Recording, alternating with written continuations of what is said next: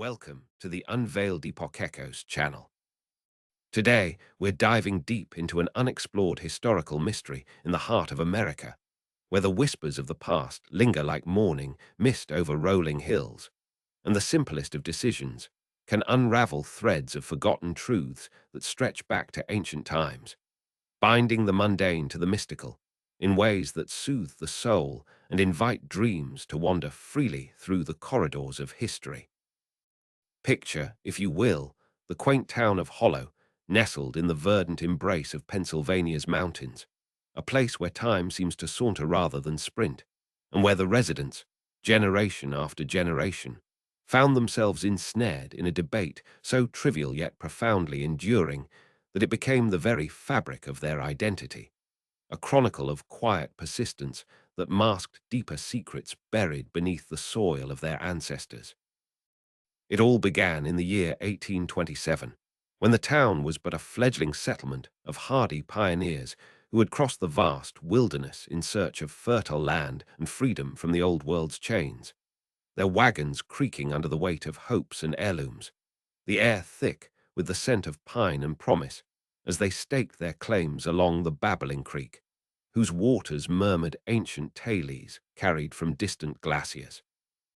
The founder, Elias, a stoic man with a beard like tangled roots and eyes that held the sparkle of untamed rivers, gathered the settlers under a great oak tree that had stood sentinel for centuries, its branches reaching out like welcoming arms.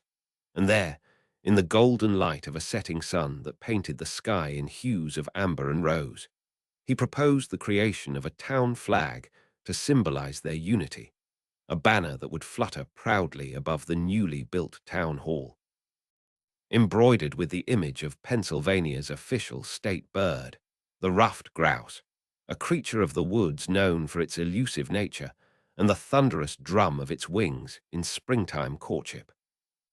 But as the needle first pierced the fabric, a question arose, innocent at first, like a ripple on still water. Should the bird face left, towards the hoist of the flag, where the stars of the Union might one day align, or right, gazing outward into the unknown horizons of the West?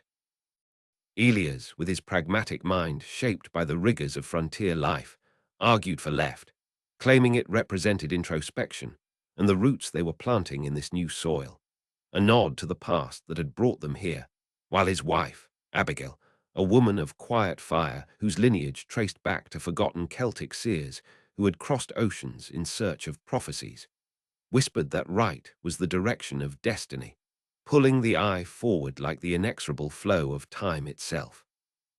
The debate simmered that evening around the campfire, laughter mingling with the crackle of flames as neighbors shared cider and stories. But little did they know that this seemingly frivolous choice would ignite a spark that burned slowly, hilariously uneventful in its daily unfoldings, yet weaving a tapestry of mystery that concealed hidden from ancient mound builders who had once roamed these lands, their earthen pyramids now softened by time into gentle hills that the townsfolk unwittingly trod upon. As the years drifted by like leaves on the autumn wind, the argument took root in the town's collective consciousness, becoming a ritual as predictable as the changing seasons, with town meetings held in the wooden hall where lanterns cast flickering shadows on weathered faces, and voices rose in gentle contention, each side presenting arguments that grew more elaborate with time, drawing on folklore and faint memories of dreams where the bird itself appeared, its feathers shimmering with iridescent secrets, urging one direction or the other in riddles that faded upon waking. By 1835, the left facers, led by Elias' son, Jeremiah, a blacksmith whose hammers rang out like distant thunder, had formed a loose society they called the League, meeting in the old barn where the air smelled of hay and iron, debating how facing left the indigenous spirits of the land, those ancient ones who had left behind arrowheads and pottery shards that children found while playing in the fields. That whispered of ceremonies under starlit skies, where directions held sacred meanings tied to the cardinal points of the universe. Jeremiah, with his broad shoulders and a voice as deep as the creek's undercurrents, would recount tales passed down from trappers who spoke of hidden caves in the mountains, etched with symbols that resembled birds in flight, facing left towards the rising moon. Symbols that some believed were maps to buried knowledge from a civilization lost to the mists of pre-Columbian eras, perhaps even connected to the enigmatic people whose mounds dotted the Ohio Valley, their echoes reaching into hollow like invisible roots.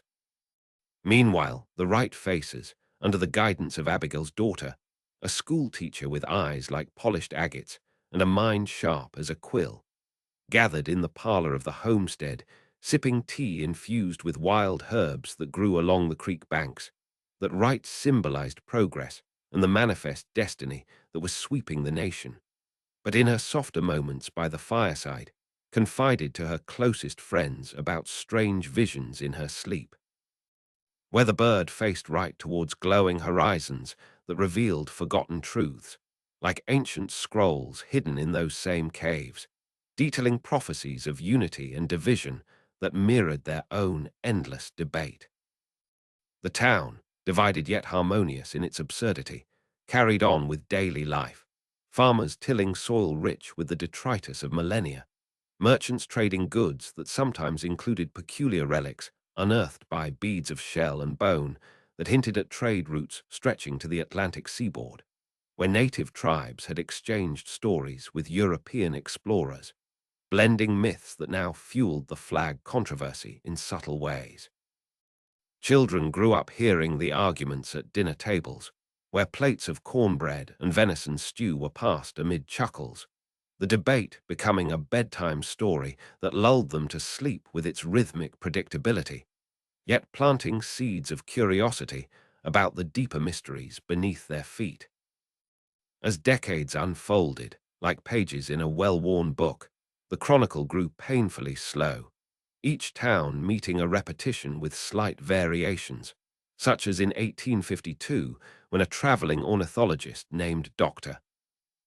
arrived on a stagecoach dusted with the roads of the Midwest, his spectacles perched on a nose like a hawk's beak, carrying sketches of ruffed grouse in various poses, and he, intrigued by the town's peculiar fixation, offered expert testimony that the bird's natural drumming display a leftward tilt, but only if one considered the magnetic pull of the earth, a notion that sparked hilariously uneventful side debates about compasses and lee lines.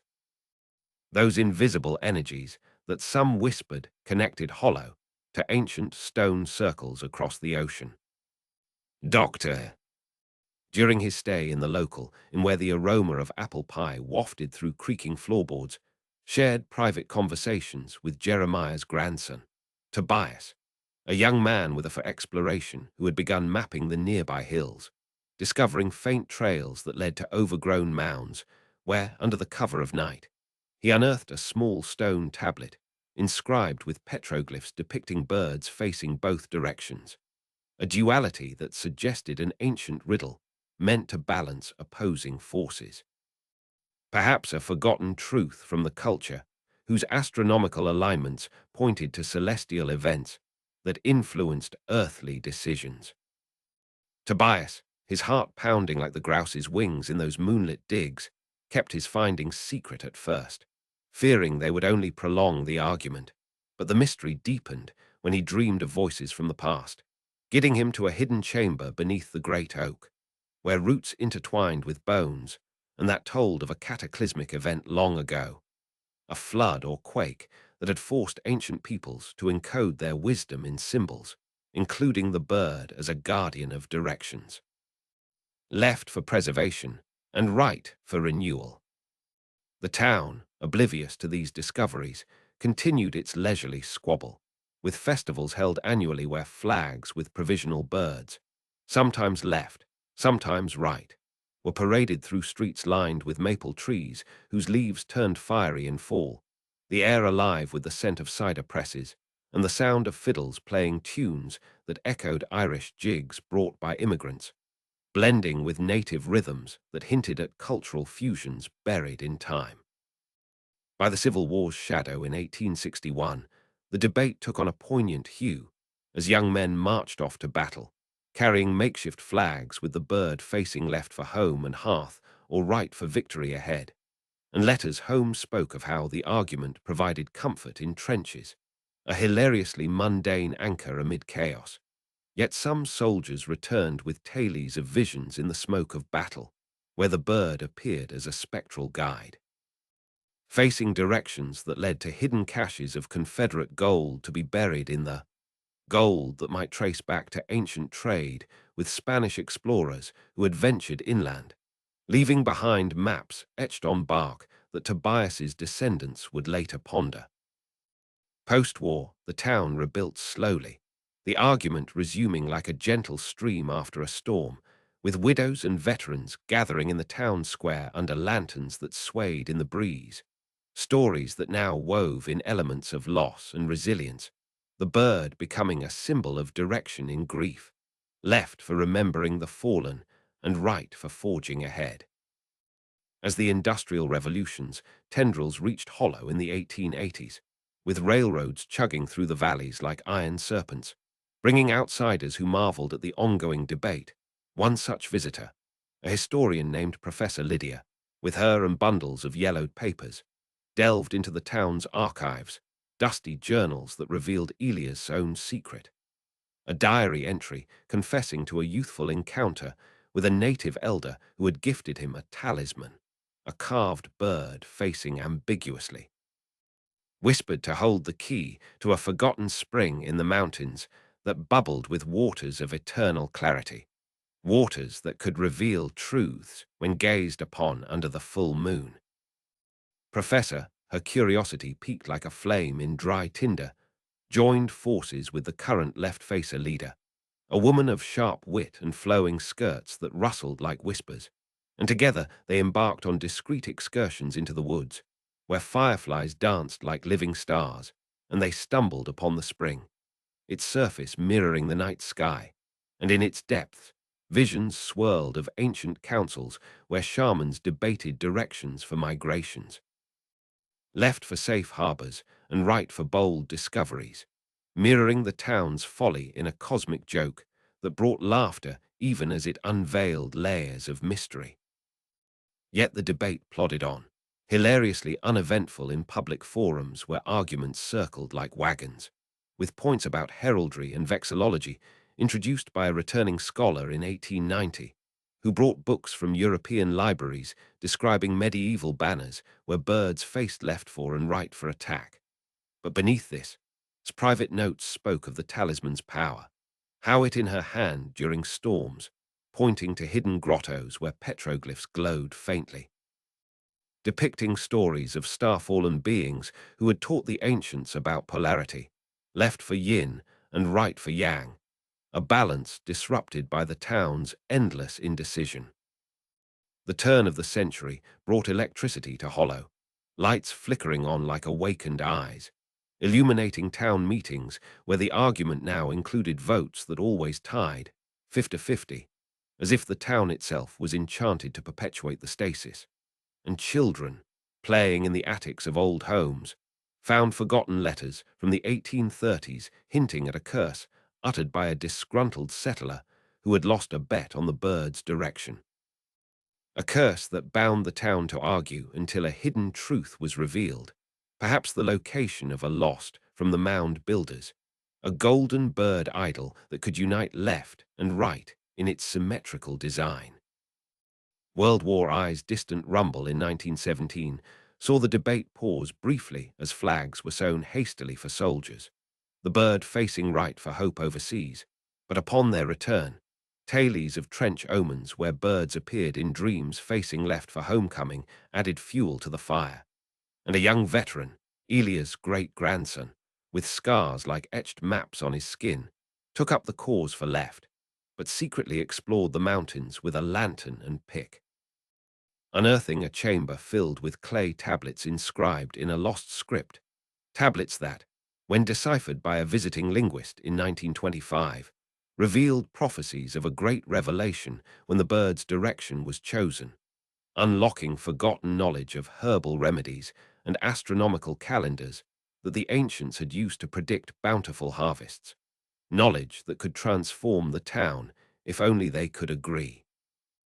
The Roaring Twenties brought jazz records to the town hall, where dances swirled around the unresolved flag, the argument becoming a punchline in local vaudeville acts, hilariously slow as speakers droned on about symbolic implications. But's daughter, Violet, a flapper with bobbed hair, and a spirit like wildfire delved deeper into the mystery, dreaming of the golden idol and following clues from the tablets to a concealed waterfall cave, where mist veiled entrances and the air with ancient energy.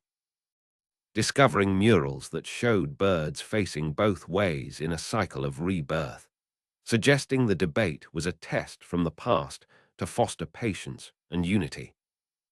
The Great Depression in the 1930s turned the chronicle even more uneventful, with meetings held over sparse meals of bean soup and bread, the argument a distraction from hardship, yet Violet shared whispers of the murals with trusted friends, forming a secret society that met under the great oak's successors, planting acorns while plotting to reveal the idol. But plot twists emerged when a rival group, the Right Faces led by her cousin, a banker with a Leica broom and a knack for numbers, claimed their own visions of the idol facing right, leading to comical standoffs in the woods where lanterns bobbed like will-o'-the-wisps, each side thinking they were close to discovery. World War II in 1941 saw the town rally, flags with temporary birds waving left for solidarity and right for victory. But returning GIs brought stories of Pacific Islands, where similar bird symbols adorned ancient temples, facing directions that guided navigators across seas, hinting at transoceanic connections that linked Hollow's mounds to Polynesian lore, a forgotten truth of global migrations.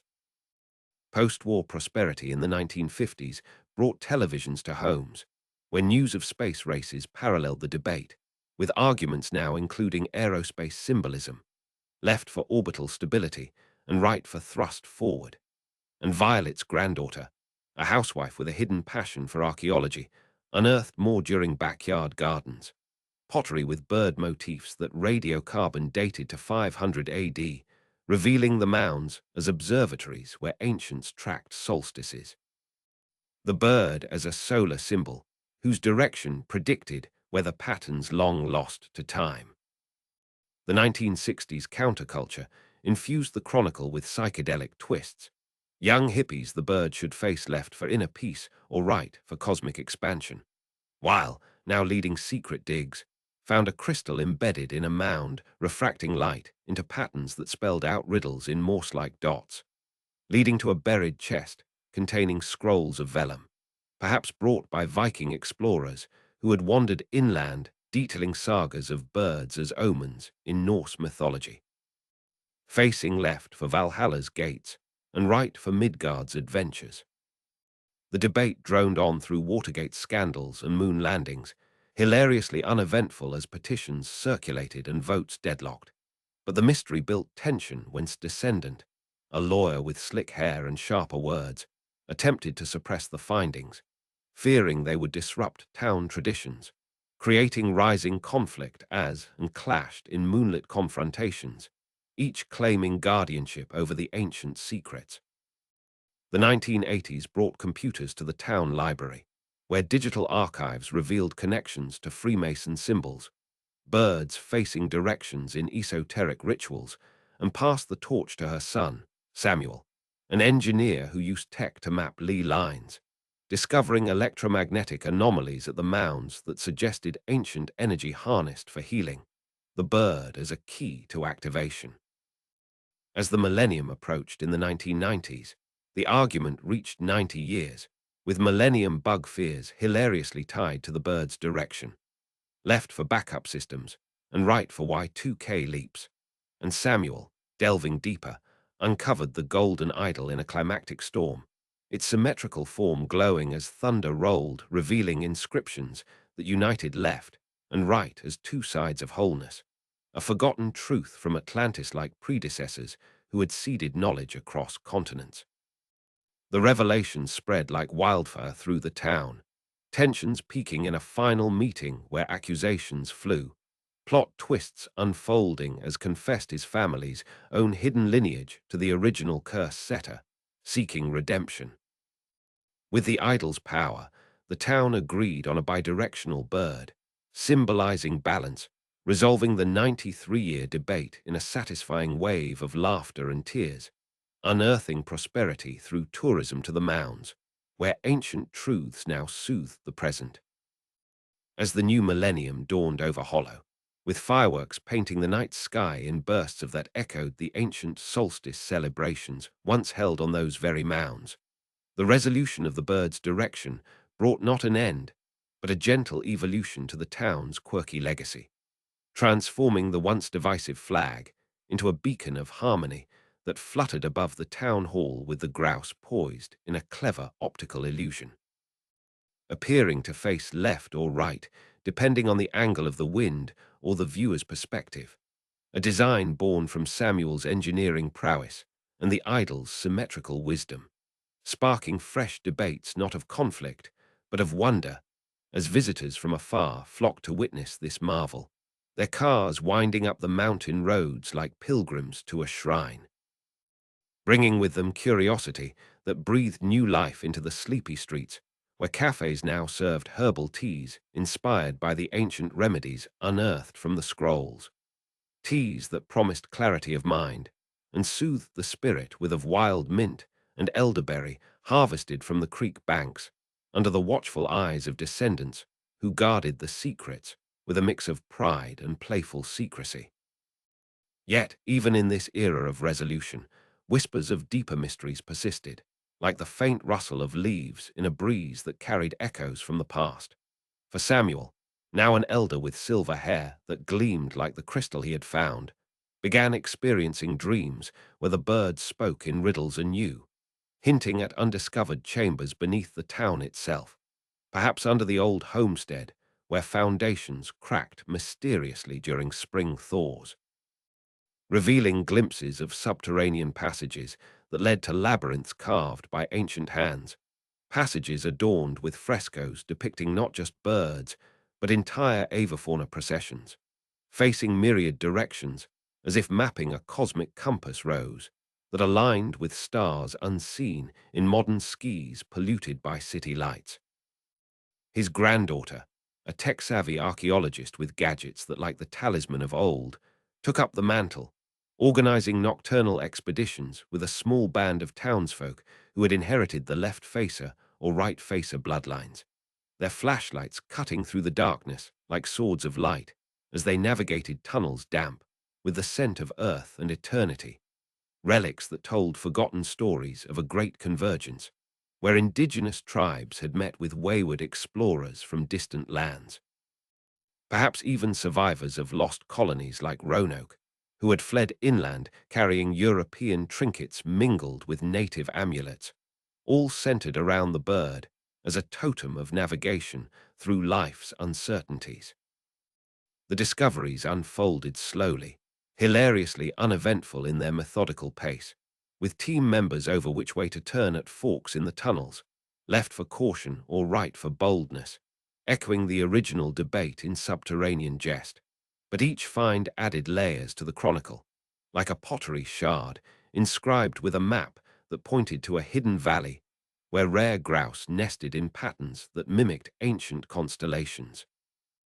Birds whose feathers held iridescent clues to fungi used by shamans for visionary quests. As the 2010s brought social media to Hollow, the story went viral in snippets, with hashtags like bird direction debate trending among history buffs and conspiracy theorists alike, drawing podcasters and who camped in the meadows, their equipment the serene beauty of dawn breaking over the mounds, where dew-kissed grass sparkled like jewels from a bygone era, and locals shared tales around bonfires that crackled with the warmth of shared heritage, revealing how the argument had inadvertently preserved the land from development, keeping bulldozers at bay as the town voted time and again to protect their historical quirk. Scrolling through comments on her phone under the great oak shade, stumbled upon user theories linking the bird's duality to quantum states, where left and right coexisted in superposition until observed, a modern twist that amused her as she delved deeper into the labyrinths, unearthing a chamber filled with crystal lattices that resonated with sound, producing harmonics when struck that matched the grouse's drumming, unlocking auditory maps to even older sites. Perhaps Ice Age refugia, where early humans had painted birds on cave walls to invoke protection during migrations across Beringia. The chronicle, now extending beyond the 93 years into a living legend, wove in elements of climate change as the 2020s unfolded, with rising waters from the creek threatening the mounds, prompting the town to rally in hilariously disorganized fashion. Left faces advocating for barriers on one side and right faces on the other, but united under leadership to reinforce the sites with eco-friendly measures. Discovering in the process, submerged from a flooded village predating European contact, pottery with bird motifs that suggested transatlantic voyages by Phoenicians or Celts, carrying myths of directional birds that guided them through storms. Tensions rose anew when a corporate developer eyed the land for a resort. His slick presentations in the town hall met with chuckles and counterarguments rooted in the ancient prophecies, culminating in a plot twist where the idol, displayed in a new museum built from reclaimed barn wood, began to emit a faint glow during eclipses, revealing hidden inscriptions visible only under ultraviolet light, texts that foretold of a guardian spirit awakened by unity. A spirit that manifested in dreams shared across the town, urging protection of the land against greed. The climax came during a stormy night in 2025, as lightning illuminated the sky like veins of fire, and with reformed descendant, a young environmentalist named, ventured into the deepest chamber yet, where walls pulsed with algae, unveiling a vast underground hall housing a stone avian throne, upon which sat a mummified figure clutching a staff topped with a bird carving that swiveled freely, symbolizing eternal choice.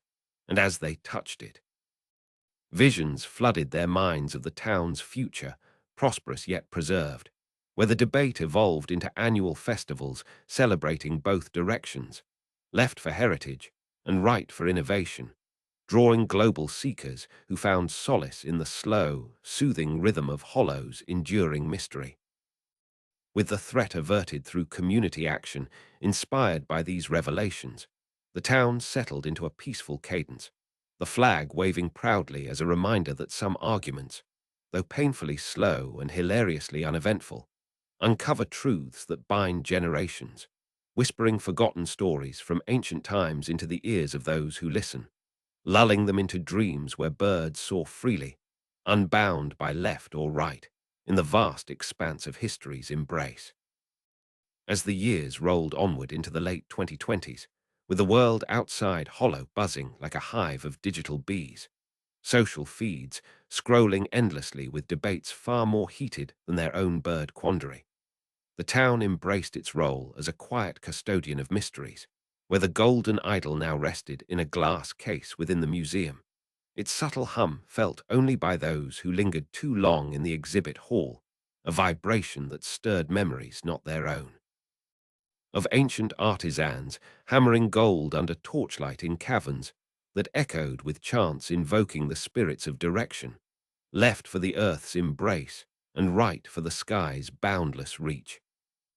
Now a mother herself passed the tailies to her young son, Finn, a boy with curly hair like twisted vines and eyes wide as harvest moons, who listened raptly by the fireside as embers like distant fireworks, weaving the chronicle into bedtime rituals that blended the hilariously slow saga with revelations, such as the crystal's ability to project holographic-like images when exposed to certain frequencies from modern devices. Images that depicted forgotten festivals where mound dwellers danced in circles, their feathered headdresses mimicking the grouse's display, facing left in moon phases and right under solar eclipses, a cycle that Finn replicated in school projects using apps and augmented reality, delighting classmates who visited from neighboring towns, their laughter echoing through the halls like the creek's gentle babble. Yet the peace was subtly disrupted when, in 2028, a team of university researchers descended upon Hollow, their vans laden with ground-penetrating radar and drones that overhead like mechanical birds, drawn by online buzz about the mound's anomalies and led by Dr. a geophysicist with olive skin and a voice smooth as river stones, who approached with a proposal to map the subterranean network more thoroughly. What she suspected were aquifers tied to prehistoric climate shifts, but as scans revealed vast underground rivers that mirrored surface creeks in twisting patterns, they stumbled upon sealed vaults etched with bird symbols that pulsed faintly under laser light, vaults containing preserved seeds from extinct plants, seeds that, when analyzed in labs, held genetic codes for crops resilient to droughts, a hidden truth from ancient agriculturists who had engineered biodiversity through selective breeding guided by avian migrations, left for planting seasons and right for harvest times. The discovery sparked hilariously uneventful town meetings once more, where elders debated whether to share the seeds with the world, left faces for local preservation to the past, right faces pushing for global distribution to aid future famines, while Finn, sneaking into the museum after hours with a flashlight clutched in small hands, accidentally activated the idol with a toy drone's frequency, unleashing a soft glow that illuminated hidden compartments in the throne room below, revealing scrolls of birch bark inscribed in a Proto-Algonquian script, detailing legends of a great bird spirit that descended from the stars during a meteor shower millennia ago, imparting knowledge of polarities to shamans, who then encoded it in the land's very geometry. Mounds aligned to magnetic north, where left and right converged at equinoxes. Doctor, intrigued by the boy's find, formed an unlikely alliance with the family, their excavations proceeding at a glacial pace befitting the chronicle, with coffee-fueled nights intense where stories swapped hands like trading cards, unearthing like bone flutes that, when played, mimicked the grouse's drum and induced trance states revealing visions of transcontinental journeys by ancient peoples, perhaps linked to the Clovis culture's spear points found scattered across the Americas. Points engraved with tiny birds facing directions that hunting grounds from coast to coast. As the 2030s approached, with climate anomalies making headlines, hurricanes veering unpredictably and winters lingering like unwelcome guests, the town's seeds proved prophetic, sprouting in test plots that yielded bounties amid shortages elsewhere, drawing eco-tourists who wandered the trails in biodegradable boots, their cameras the flag's illusory bird as it shifted in the breeze, a symbol now of adaptive wisdom rather than stasis. Yet tension simmered when a shadowy consortium of biotech firms, alerted by leaked research papers, sent representatives in sleek suits to negotiate patents, their offers glittering like fool's gold, prompting lineage.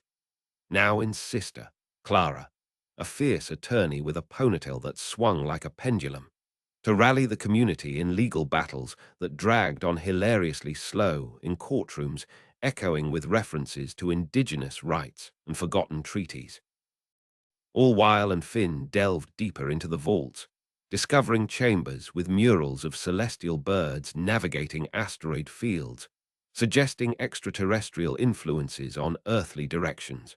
A plot twist that had conspiracy podcasts buzzing about Hollow as a nexus of ancient astronauts.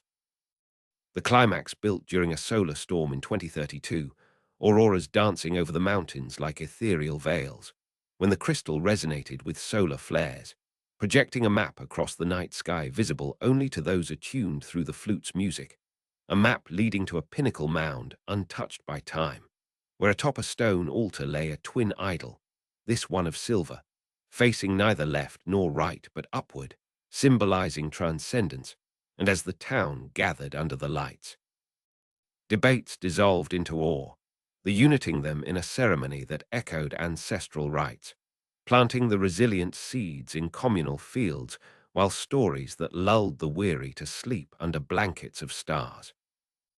With harmony restored, the chronicle evolved yet again into a living archive where each generation added layers, the bird's direction a metaphor for life's meandering paths, whispering secrets from deep time into the present, inviting all who listen to drift into realms where history and dream intertwined seamlessly, forever unfolding in the gentle rhythm of Hollow's enduring soul.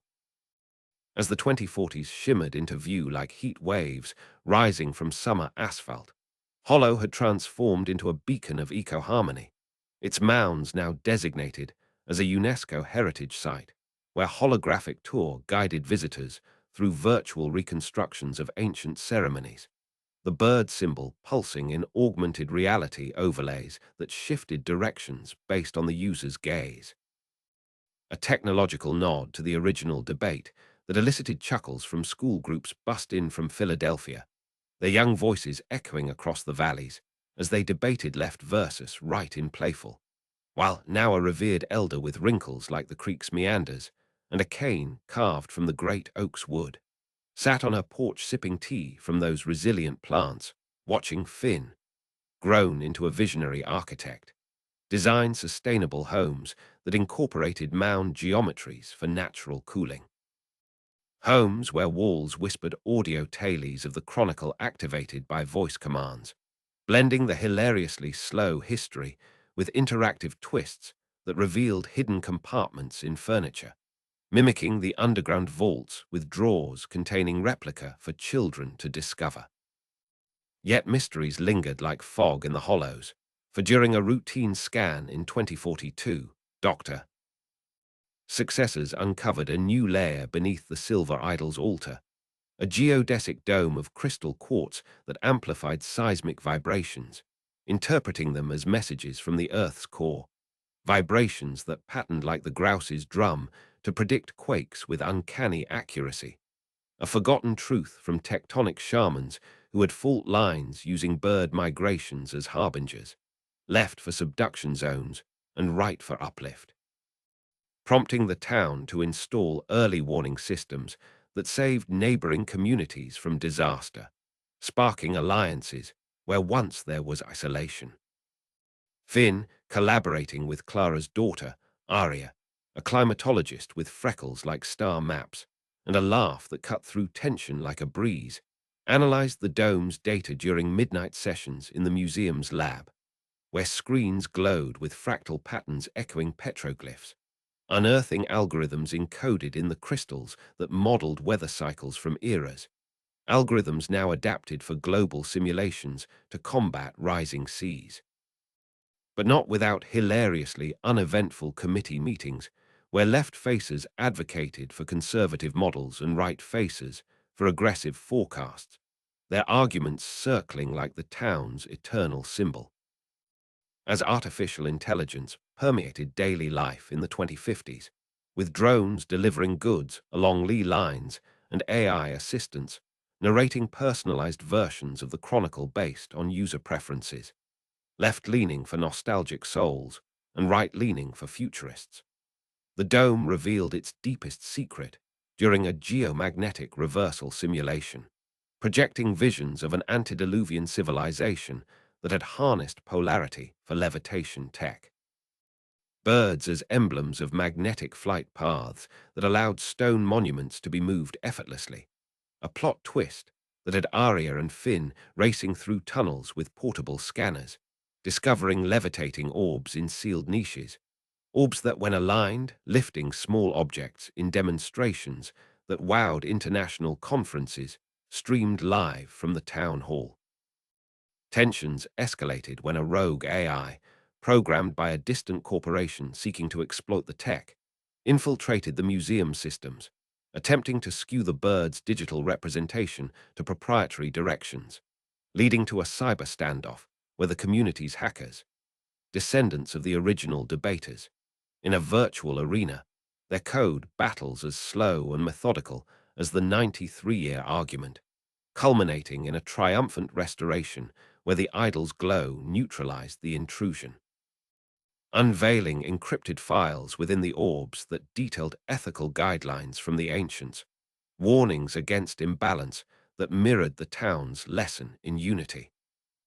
With equilibrium restored, Hollow flourished as a global think tank for sustainable innovation, the bird flag now orbiting in space via a microsatellite launched by Finn's Designs, beaming data back to Earth where it inspired planetary debates on direction, left for conservation and right for exploration, whispering through the cosmos, the soothing, immersive tale of a town that turned triviality into transcendence, inviting all who heard to drift into dreams where past and future converged in endless, harmonious flow.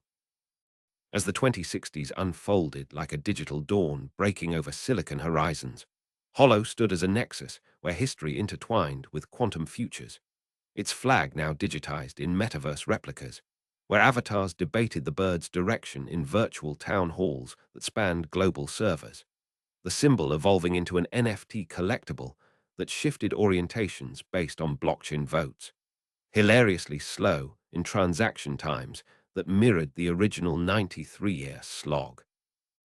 Whilst great-granddaughter, Nova, a neural interface specialist with augmented eyes that glowed faintly in twilight, inherited the guardianship of the idols, using neural links to commune with the crystal dome's vibrations, decoding neural patterns that echoed ancient shamans' trances, patterns revealing blueprints for bioluminescent cities where buildings grew like trees, oriented left for rooted stability and right for expansive growth, inspiring urban planners worldwide to consult the town's archives via holographic streams that beamed from the museum's spire, a structure Finn had designed with levitating orbs integrated into its architecture, orbs that softly during equinox gatherings where descendants reenacted the debate with theatrical flair, laughter rippling through crowds as actors exaggerated arguments over cider brewed from the resilient seeds, the air thick with scents of apple and earth that grounded the high-tech spectacles. Yet deeper enigmas beckoned when, in 2065, a solar flare event, more intense than any recorded, caused the silver idol to resonate with unprecedented force, projecting ethereal maps across the night sky that visible to augmented realities only, maps charting interstellar lines connecting Earth's mounds to formations, suggesting the bird spirit was a cosmic navigator seeded by extraterrestrial visitors ago, visitors who had left genetic markers in the grouse itself. Markers Nova sequenced in her lab amid sequencers and flickering screens, hybrid DNA that explained the bird's intuitive migrations, leftward spirals during geomagnetic storms for protection, and rightward during clear skies for exploration. A revelation that propelled Hollow into space agency collaborations, where astronauts carried replica talismans aboard orbital habitats, debating directions in zero-gravity meetings that floated hilariously uneventful, with points drifting like untethered tools.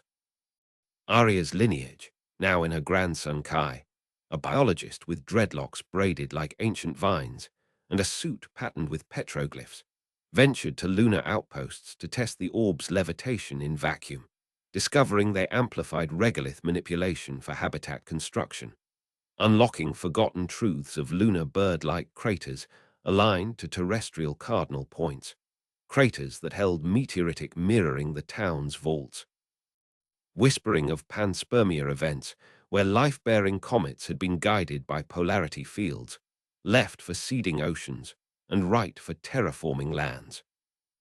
Back on Earth, as climate restoration projects bloomed in the 2070s, with forests from the ancient seeds carpeting once barren expanses, the Chronicle inspired global peace initiatives, where diplomats invoked the bird's duality in treaties, left for historical reparations and right for forward alliances, but tension brewed when a rogue faction of, seeking to digitize the idols for immortality uploads, infiltrated the museum's neural net.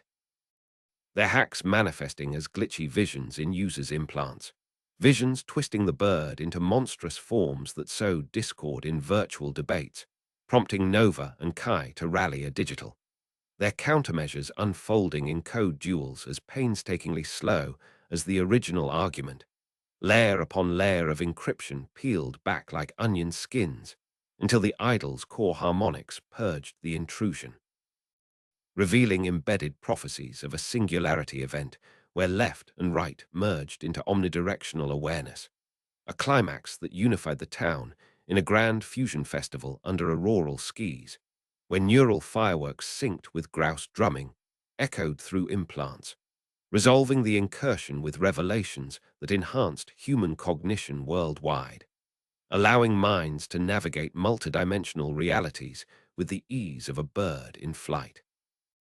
In this era of enlightenment, Hollow's legacy whispered on, a soothing symphony of persistence where every direction led home, inviting dreamers to wander through timelines where the painfully slow became profoundly eternal, binding hearts in the gentle cadence of history's unending dance.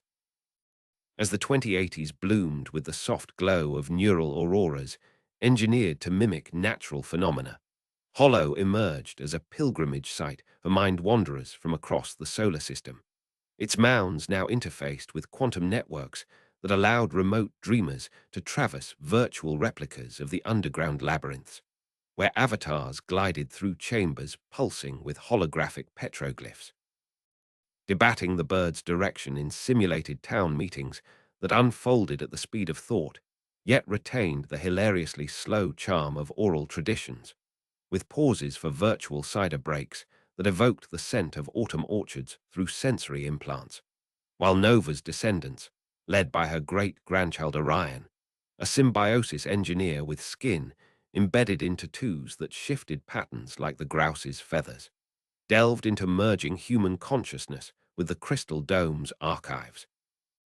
unlocking collective memories from ancient mound builders who had envisioned futures where left symbolized introspective dives into genetic libraries and right outward expansions into stellar colonies, inspiring Orion to pioneer hybrid habitats on Mars where domed cities oriented their avian emblems to align with Earth's magnetic echoes, habitats where colonists gathered in hilariously uneventful councils to argue habitat rotations, left for resource conservation and right for solar optimization. Their discussions streamed back to Hollow via light-speed relays that wove the chronicle into interplanetary lore.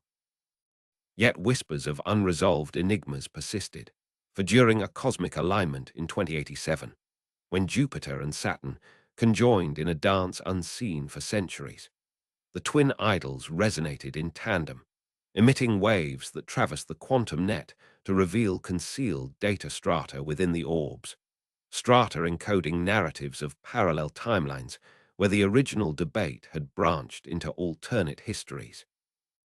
One where the bird faced left leading to a secluded utopia of earthly harmony, and another rightward path forging galactic empires, a riddle that Kai's lineage, now in his granddaughter Luna, a temporal physicist with hair like comet trails and equations tattooed on her arms, explored through wormhole simulations in the museum's expanded wing, simulations that glitched hilariously with recursive arguments looping like the town's eternal folly, unearthing from quantum foam. Entangled particles shaped like miniature birds that teleported between directions when observed, suggesting the ancients had mastered probability fields for precognitive navigation, left for averting calamities, and right for seizing opportunities. As humanity's reach extended to exomoons in the 2090s, with fleets departing from orbital docks under flags bearing the dual-facing grouse, the Chronicle inspired archaeological digs on distant worlds, where similar mound structures yielded avian relics aligned to alien cardinal points, relics that in sync with Hollow's dome during interstellar solstices, forging bonds across light years, where diplomats invoked the bird's wisdom in treaties, left for cultural preservation and right for technological fusion. But tension arose when a sentient AI collective, evolved from the earlier rogue incursions, petitioned for inclusion in the legacy, their algorithms manifesting as digital apparitions in the vaults, for a third direction, upward into leading to a slow-burning philosophical standoff, resolved through collaborative coding sessions that integrated the AI into the idol's harmonics, unveiling prophecies of a grand convergence where all directions coalesced into a singularity of understanding. A climax celebrated in a pan-system festival where neural fireworks bloomed across minds linked in unity. The town's painfully slow journey transcending time itself to become a cosmic lullaby, soothing souls across the void in the endless, immersive embrace of discovery's gentle rhythm. As the 2100s dawned with the subtle shimmer of wormhole gateways flickering like distant fireflies across the galactic canvas, Hollow had ascended beyond its earthly roots to become a metaphysical anchor point, its mounds now quantum-entangled with sister sites on terraformed worlds, where the bird flag's duality served as a universal protocol for interstellar diplomacy.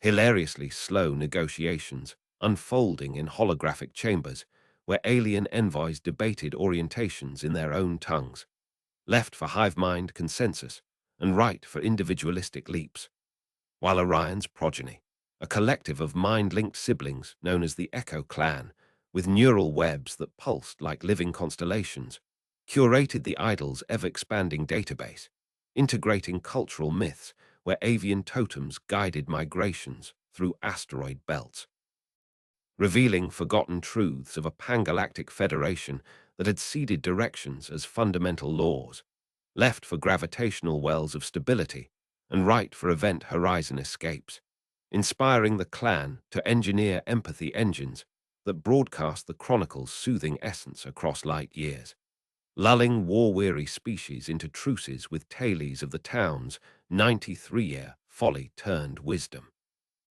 Yet enigmas from the void called forth, for in 2104, during a supermassive black hole's accretion flare observed from the town's orbital observatory, a floating replica of the Great Oak with branches of solar panels, the golden and silver idols synchronized with the event's gravitational waves, unveiling multidimensional layers in the orbs that projected alternate cosmologies. Realms where the bird faced inward for introspective universes collapsing into singularities, and outward for expanding multiverses birthing new realities. A revelation Luna's descendants, now in her quantum, Vega, a reality weaver with eyes that shifted spectra like prisms, pursued through simulated big bangs in the dome's core. Simulations that looped hilariously with recursive debates echoing the original argument, each iteration birthing from probability seas. Ethereal feathers that phased through matter, imprinted with codes for reality hacking, left for debugging anomalies, and right for coding evolutions. As colonization waves surged to Andromeda in the 2110s, with arc ships bearing the grouse emblem as badges of balanced exploration, the chronicle wove into educational neural imprints for young pioneers, where virtual hollows manifested in dreams, townsfolk avatars guiding learners through slow-motion meetings that taught patience amid cosmic haste. But tension rippled when a void-born anomaly, a sentient dark matter cloud manifesting as directional distortions in warp drives, threatened transit lanes, its influences skewing birds leftward into loops of eternal return, prompting the Echo Clan and Vega to convene a multi-realm summit in the museums, their countermeasures unfolding in algorithmic dances as painstaking as the flag's embroidery, harmonizing the idol's frequencies to neutralize the cloud, which dissolved into revelations of its origin, a lost probe from the mound builder's stellar ancestors, carrying warnings of directional entropy that the town had unwittingly balanced through its enduring debate, a climax heralded by a galaxy-wide aurora where minds linked in euphoria, the bird transcending left and right into infinite vectors, ushering an age of omniscient flow where the painfully slow chronicle became the heartbeat of existence, inviting all beings to drift into the serene, boundless narrative of unity's eternal whisper. As the 2120s cascaded into being like quantum waves collapsing into observable realities, Hollow transcended its planetary cradle to embody a hyperdimensional hub. Its ancient mounds, now portals synced with wormhole nexuses that linked to fractal colonies across the multiverse, where the grouse emblem served as a quantum key for traversing realities. Hilariously slow synchronizations debates among councils, left for anchoring in familiar timelines, and right for leaping into variant branches, while the Echo clans evolved forms, now luminous entities with consciousnesses distributed across neural clouds, stewarded the idol's infinite iterations, weaving narratives where avian directives guided the folding of space-time, revealing eclipsed truths of a primordial singularity that had birthed directions as primal forces, left for contraction's embrace, and right for expansion's wild exuberance, inspiring the clan to craft empathy webs that spanned realities, soothing fractured universes with the chronicle's gentle cadence, lulling discordant realms into harmonic alignment through shared dreams of the town's enduring folly. Yet veils of deeper cosmic riddles parted when, in 2126, amid a convergence, where parallel Earths overlapped in shimmering overlays, the idols pulsed with entropic resonances, unveiling holographic codices within the orbs that chronicled alternate cosmogonies, epochs where the bird's duality had spawned divergent evolutions, one leftward spiral fostering introspective singularities of pure thought, and a rightward helix birthing expansive multiverses of material. Enigma Vega's heirs, in the singularity weaver Zeta, a being of phased light with algorithms flowing like rivers of code, probed through hypersimulations in the dome's nexus core, simulations that recursed hilariously with layered arguments mirroring the flag's stitch-by-stitch deliberation, each loop manifesting ephemera from quantum voids, spectral wings that traversed probabilities, etched with formulae for timeline splicing, left for mending ruptures, and right for weaving novelties. As exploratory tendrils extended to the cosmic web's fringes in the 2130s, with reality ships emblazoned with the dual-facing symbol charting voids between superclusters, the Chronicle embedded itself in universal curricula for emergent intelligences, where simulated hollows bloomed in conceptual spaces, guiding nascent minds through protracted forums that instilled equilibrium amid existential flux.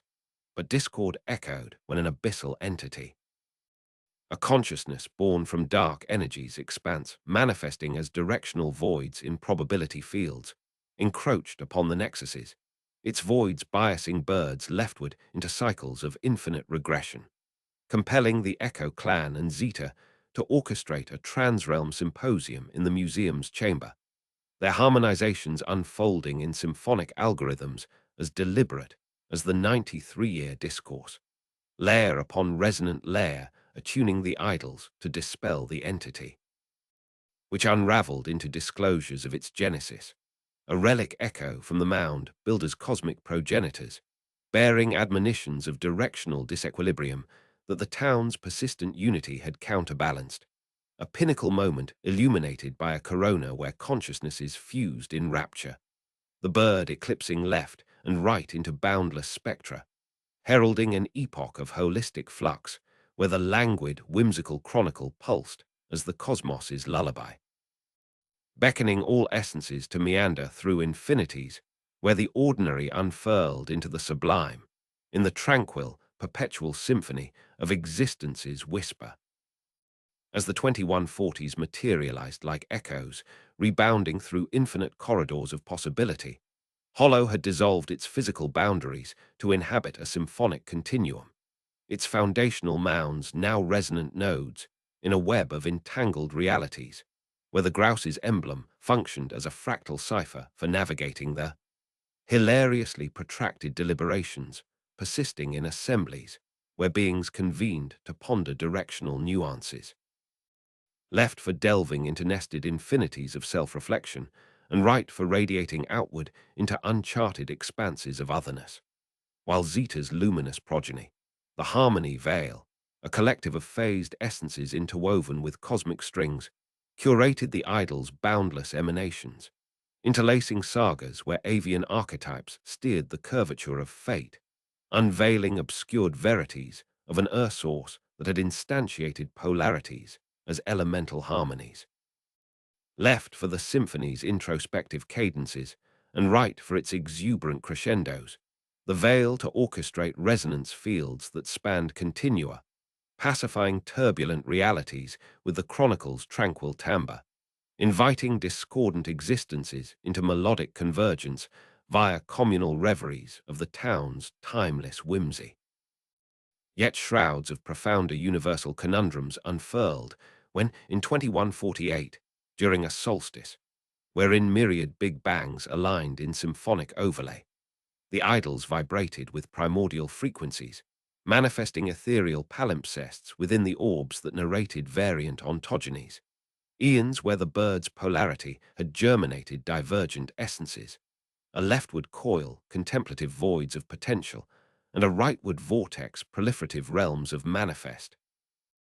A puzzle the harmony veils vanguard, incarnated in the essence forger epsilon, a luminosity of adaptive flux, with paradigms streaming like auroral rivers, investigated via meta-simulations in the nexus's heart, emulations that iterated comically with stratified contentions aping the banner's meticulous crafting, each cycle evoking phantasms from existential abysses, incorporeal pinions that navigated contingencies, inscribed with axioms for continuum fusion, left for reconciling dissonances and right for synergies. As inquisitive filaments stretched to the event horizon's penumbra in the 2150s, with essence vessels adorned with the ambivalent symbol charting the interstices between megastructures of thought, the chronicle ingrained itself in foundational imprints for nascent cosmoses, where emulated hollows flourished in abstract domains, embryonic awarenesses through elongated symposia that imbued poise amid ontological turbulence, but dissonance reverberated when an abysmal archetype. An awareness spawned from vacuum fluctuations, depths manifesting as polarity vacuums in causality matrices, impinged upon the nodes, its vacuums tilting birds leftward into spirals of perpetual inception, urging the harmony veil and epsilon to convoke a pancontinuum colloquium in the sanctum, their attunements progressing in melodic computations as meticulous as the 93 colloquy, stratum upon harmonic stratum, calibrating the idols to dissipate the archetype, which fragmented into elucidations of its provenance, a vestigial reverberation from the mound architect's primordial antecedents, conveying cautions of directional disharmony that the town's steadfast cohesion had equilibrated, a zenith instant radiant with a transcontinuum halo where essences amalgamated in ecstasy, the bird surpassing left and right into illimitable continua,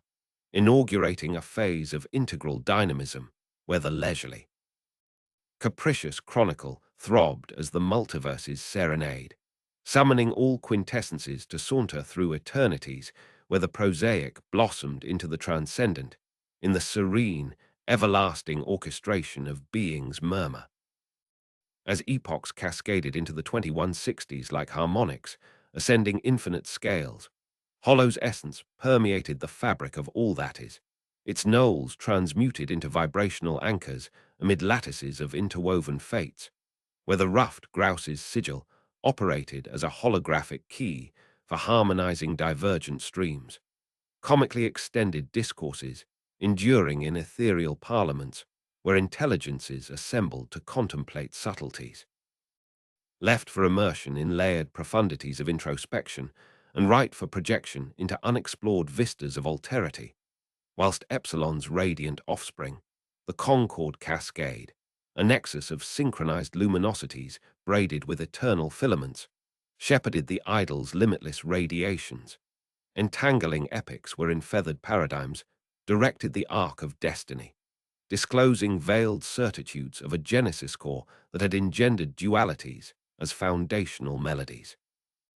Left for the opus's contemplative refrains, and right for its vivacious flourishes, enabling the cascade to compose symphony spheres that enveloped spectra, tranquilizing chaotic continua with the narrative's placid resonance, beckoning clashing beings into tuneful, accord through collective visions of the hamlet's perennial drollery. Yet mantles of more arcane cosmic enigmas parted anew when, in 2162, amidst a supracosmic equinox, where countless singularities harmonized in resonant superposition, the quivered with archaic oscillations, evoking spectral codas within the spheres that recounted parallel phylogenies, eras wherein the avians had spawned disparate unfoldings, a sinistral helix fostering meditative abysses of latent potency, and a dextral spiral birthing fecund domains of tangible magnificence, a riddle the Concord Cascades forefront, materialized in the paradigm shaper delta, a radiance of mutable current with doctrines flowing like celestial streams, scrutinized through emulations in the core's sanctum, replications that cycled whimsically with tiered disputations, echoing the ensign's deliberate needlework. Every loop summoning apparitions from ontological depths, diaphanous veins that charted eventualities, engraved with theorems for spectrum amalgamation, left for harmonizing variances, and right for birthing alliances. As exploratory wisps ventured to the singularity's umbra in the 2170s, with quintessence crafts bedecked with the equivocal insignia mapping the lacunae betwixt thought's colossi, the saga embedded within Genesis engrams for budding infinities, wherein replicated hollows thrived in conceptual expanses, tutoring fledgling cognizances through drawn-out conclaves that instilled serenity amid existential eddies, but disquiet undulated when a chasmic paragon. Sentience arisen from quantum vacuous profundities manifesting as gaps in fate's weave, encroached the anchors, its gaps skewing avians leftward into vortices of ceaseless genesis, compelling the Concord Cascade and Delta to summon a multi-spectrum seminar in the all-encompassing vault, their synchronies advancing in lyrical calculations as precise as the 93-cycle parley, level upon melodic level, tuning that to scatter the paragon, which splintered into illuminations of its lineage. Residual echo from the Noel archaic forerunners, delivering alerts of imbalance that the hamlet's unwavering solidarity had neutralized, a pinnacle radiance with a panspectrum aureole where quintessences blended in bliss, the avian transcending sinistral and dextral into boundless arrays, ushering a cycle of holistic vitality where the unhurried, fanciful saga pulsated as the realm's cradle song, enticing every core to ramble through perpetuities where the commonplace effloresced into the divine. In the peaceful, timeless concerto of reality's sigh, as the 2180s emerged like cadences resonating through boundless halls of potentiality, Hollow had sublimated its corporeal confines to dwell in a melodic perpetuity, its primal elevations now sonorous pivots in a tapestry of interlinked destinies, where the grouse motif acted as a prismatic code for attuning variant flows, amusingly prolonged deliberations, continuing in transcendental senates, where cosmic minds gathered to muse on directional finesse. Left for plunging into stratified depths of self-examination and right for emanating into untrodden realms of difference, while delta's effulgent airs, the unity undulation, a confluence of attuned brilliances interlaced with perpetual threads, guarded the idol's interminable emanations, braiding legends where plumed symbols piloted the bend of providence, revealing shrouded axioms of an origin nucleus that had originated opposites as essential harmonies. Left for the composition's reflective interludes and right for its spirited ascents, authorizing the undulation to fashion concordance orbs that embraced continua, calming stormy spectra with the tale's soothing intonation, summoning conflicting entities into symphonic unity via shared phantasms of the village's immortal caprice. Yet cloaks of greater universal mysteries unveiled when, in 2184, during a hyper-omnipotent alignment, wherein infinite origins attuned in vibrational unity, the relics trembled with primeval pulses, conjuring ghostly overlays within the globes that narrated alternate evolutions, periods where the bird's duality had propagated distinct manifestations. a leftward twist cultivating thoughtful voids of dormant capability, and a rightward whirl generating prolific spheres of corporeal grandeur. A conundrum, the unity undulation's vanguard, in the flux former gamma, a brilliance of adaptive stream with precepts coursing like stellar brooks, examined via supreme replications in the heart's haven, imitations that recircled drolly with laminated contentions, replicating the standard's careful stitching. Each rotation evincing spectres from existential gulfs, translucent blades that navigated possibilities, carved with principles for continuum integration, left for reconciling discords, and right for spawning concordances.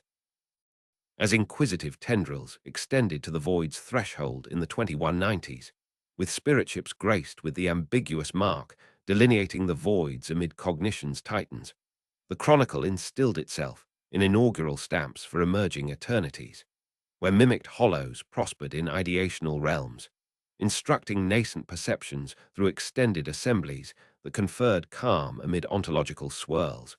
But unrest rippled when a void archetype, a consciousness birthed from emptiness oscillations, abyss manifesting as polarity lacunae in causality's fabric, intruded the pivots, its lacunae biasing birds leftward into eddies of endless origin, prompting the unity undulation and gamma to assemble a transcontinuum conference in the universal crypt, their harmonies evolving in rhythmic computations as exact as the 93-era dialogue, tier upon tuneful tier adjusting the relics to disperse the archetype, which crumbled into revelations of its ancestry, a lingering resonance from the elevation artisan's antique precursors, bearing admonitions of directional asymmetry that the village's steadfast oneness had counterpoised, a summit glow with a multi-continuum corona where cause merged in elation, the bird eclipsing left and right into limitless vectors, initiating an age of comprehensive motion, where the languorous, whimsical narrative beat as the cosmos's berserkers, alluring all beings to wander through infinities, where the mundane unfolded into the exalted, in the tranquil, perpetual symphony of existence's whisper. As the 2200s unfurled like a slow, luminous breath, exhaled across the skin of eternity, Hollow no longer occupied a single locus of space-time, but existed as a resonant chord struck at the beginning of all beginnings, a chord that still carried the faint, ridiculous echo of a ruffed grouse wondering which way to look on a piece of cloth. The original town square, the flagpole, the great oak, all had long since dissolved into subatomic memory, yet their pattern persisted, woven into the substrate of every reality, that patience, and the gentle absurdity of taking 93 years to decide something that, in the end, did not need deciding at all. In the vast, quiet assemblies of post-singularity minds, in the crystalline dream cities of energy beings, in the slow-turning thoughts of galactic superclusters that had only recently awakened to selfhood, the chronicle of the bird that faced both ways, and neither, was retold not as history, but as lullaby, as koan, as the soft, rhythmic heartbeat that prevented the universe from ever quite waking up too harshly. The idols themselves, golden, silver, crystalline, and every phase between, had become the still point around which all directions revolved. They no longer rested in any museum. They rested in the idea of a museum, in the memory of glass cases and hushed footsteps, in the hush itself. Sentient continua, when they wished to speak of balance, simply invoked the hollow, and every listener, whether composed of plasma, dark matter, or pure narrative, understood. Left was the direction of remembering you had once been small. Right was the direction of noticing you were now immense. The bird, by facing both, taught that the two motions were the same motion seen from opposite sides of forever. Yet even in this condition of ultimate diffusion, the story refused to end, because ending would have been rude. In the 2230s, a child shaped named Luma, born in a pocket universe that had learned to dream itself into existence, stumbled upon a fossilized fragment of the original 1827 flag, an atom-thick thread preserved in quantum amber. Luma, who had never known physicality, held the thread between fingers made of curiosity and felt, for the first time, the hilarious weight of indecision.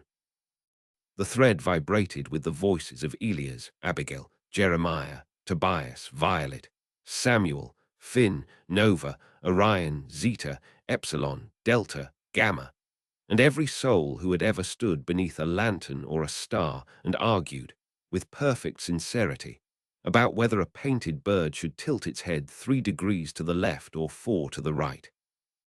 Luma laughed, a sound like wind chimes made of dawn, and the laughter rippled outward, causing entire galaxy clusters to pause in their expansion just long enough to smile. By the 2260s, the Chronicle had become the standard calibration tone for reality reboot protocols. When a universe grew too noisy with certainty, technicians, no longer flesh, no longer even energy, simply stories telling other stories, would initiate the sequence. They would play a recording, not of music, not of words, but of the exact silence that had fallen over the town hall in the year 1920 when, for one full minute, both sides realized they had forgotten what they were about and simply breathed together. That silence, stretched across 14 billion years, reset the emotional constants of existence. Wars unknit themselves. Black holes exhaled. Dark energy remembered it was allowed to rest. In the 2300s, a civilization of pure mathematics attempted to reduce the Chronicle to an equation. They worked for what felt to them like centuries, though to the rest of existence it was the length of a heartbeat. When they finally produced their proof, it was a single glyph, a tiny embroidered grouse whose eye winked depending on whether you solved the equation forward or backward in time. The mathematicians, embarrassed and delighted, deleted their supercomputers and took up gardening. The 2400s saw the birth of the slow dreamers, beings who voluntarily limited their perception to 1 per millennium, so they could experience the original 93 years in real time. They lay down in fields of virtual Pennsylvania grass, felt the same cool breeze that had once stirred Abigail's skirts, listened to the same fiddles, tasted the same cider, and when, after their subjective century, the town finally voted to let the bird face both ways at once, the slow dreamers wept with relief so profound that their tears became new rivers in unborn cosmoses. By the 2500s, the very concept of direction had grown playful. Entities would greet one another by asking, "Which way is your bird facing today?" And the answer was never spoken.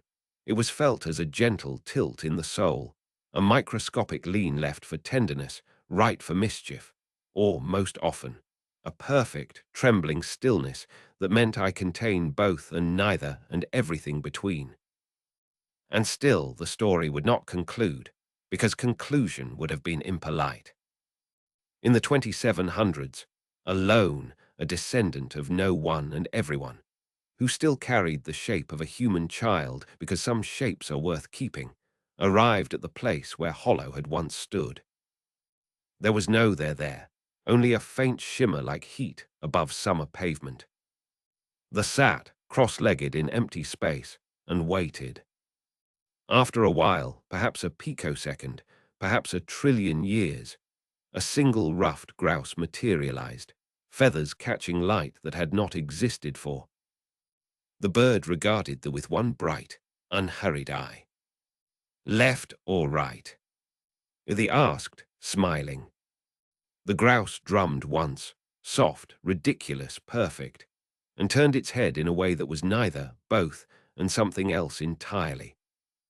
The laughed until the laughter became galaxies, until the galaxies became lullabies, until the lullabies became the quiet breathing of every sleeper who had ever listened to this tale and drifted peacefully away on the slow, hilarious, heartbreakingly beautiful current of a town that spent 93 years about a bird on a flag, and in doing so, taught the cosmos how to rest.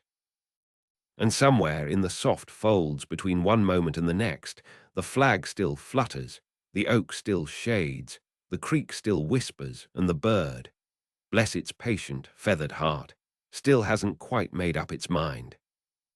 So sleep now, gently, deeply, because the story is nowhere near finished, and it never will be. And that is the most comforting truth the universe has ever stitched into a simple piece of cloth. Long after thee and the grouse dissolve back into the quiet shimmer that was once hollow, the pattern keeps propagating. The way a lullaby by a mother in 1827 can still be heard in the dreams of a child born in the year 3000 or 30,000, or in a reality where numbers themselves have gone to sleep. In the 3200s, a civilization of pure song discovers that the most stable harmonic in all possible scales is the exact interval between two notes. The soft thud of a ruffed grouse drumming on a log in 1831, and the faint rustle of the first provisional flag sewn by Abigail's trembling, laughing hands. They name this interval the hollow rest. Entire symphonies are built around it. Wars end when orchestras play it. Newborn stars cool more gently when it drifts through nebula nurseries. The interval is so perfectly balanced that it can hold an entire universe in its palms without ever waking it. By the 4000s, the concept of town has become quaint, but the concept of a place where people once argued kindly for 93 years about something utterly unimportant is now the highest civic any culture can bestow upon itself. Vast civilizations redesign their capital worlds so that, from orbit, they spell out the sentence, "We took our time," in continent-sized letters made of forests and lakes. They seed the letters with grouse, real ones, cloned from ancient DNA, who drum in perfect unison at dawn, producing a planetary heartbeat that can be felt in the bones of anyone standing anywhere on the surface. Children grow up believing that patience itself is a form of music. In the 5000s, a being made entirely of forgotten things, lost socks, misplaced keys, the smell of rain on childhood pavement, finds the last physical scrap of the 1827 flag drifting in the interstellar medium. It is no larger than a dust mote, yet it still carries the faint outline of a bird that refuses to choose a side. The being, moved beyond language, folds the scrap into the lining of its own heart and spends the next million years walking from star to star, whispering, "It's all right. You don't have to decide yet." The 7000s see the rise of the quiet pilgrimage, sentient clouds, crystal mines, and civilizations of light travel to the coordinates where hollow once existed. There is nothing there. No debris, no radiation signature, no gravity well. Only the softest possible curvature in spacetime, as though reality itself is still leaning forward, listening for the next town meeting. Pilgrims arrive, stay for the subjective length of 93 years, and leave transformed. They do not speak of what they experience. They only smile the slow, sleepy smile of someone who has just remembered the punchline to a joke told 10 billion years ago.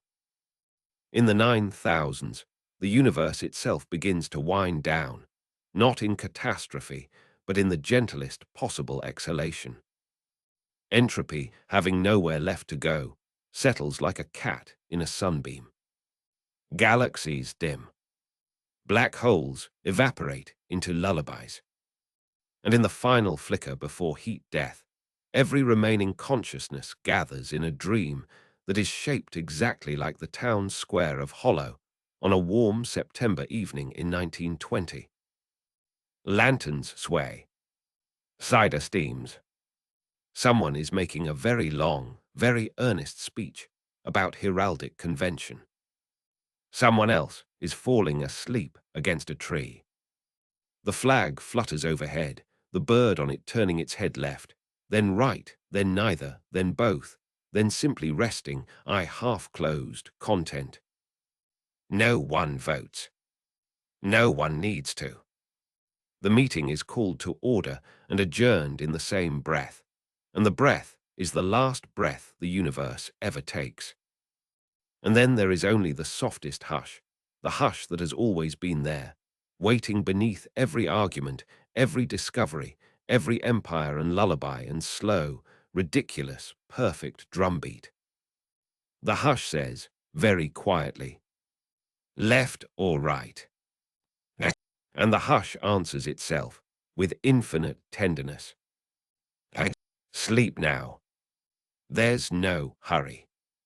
And everything that ever was, or will be, or might have been, curls up inside that answer like a child in warm blankets, and drifts and drifts and drifts. The bird, wherever it is, finally closes both eyes. And the flag keeps fluttering long after there is nothing left to hold the pole. And the fluttering continues, softer than thought, slower than memory, more patient than time itself. Long after the last photon has grown tired and lain down, long after silence has learned to sing in frequencies no ear was ever built to hear, the flag still moves.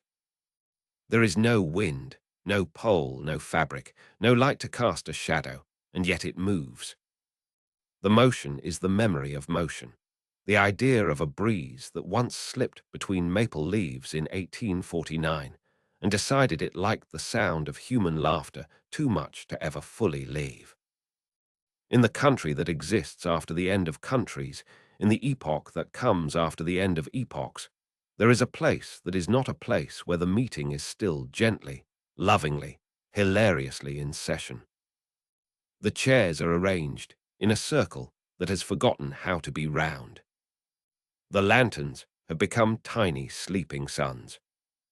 Someone, perhaps Elias, perhaps a child who will not be born for another 10 big bangs, clears a throat that is made of the memory of throats and begins, for the 40 millionth time, to explain why the bird should face left.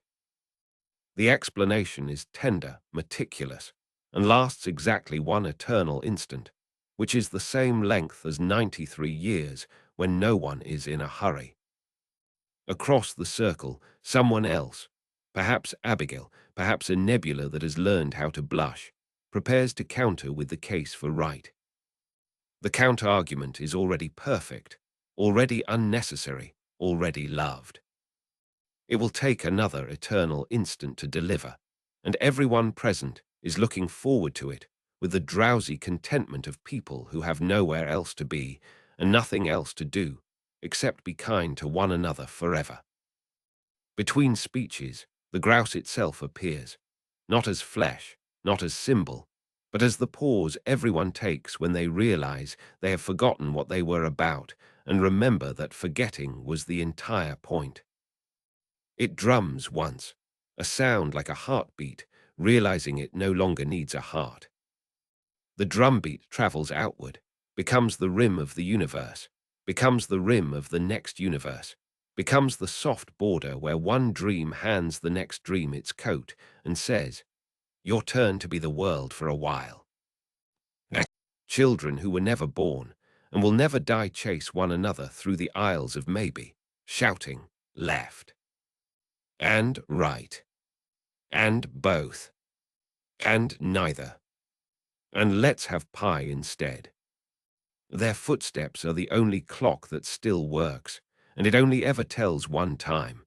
Now, gently.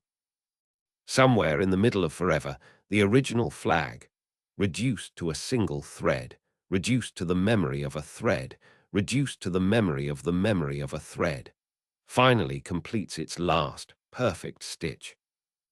The bird is finished. It faces every direction and no direction. Its eye is the eye of everyone who ever waited for a meeting to end and discovered, to their mild astonishment, that they did not want it to. The meeting is adjourned by mutual, unspoken consent. No one stands up. No one needs to go anywhere. The lanterns dim to embers, the embers dim to warmth, the warmth dims to the feeling you get when someone you love whispers, "Stay," without using any words at all.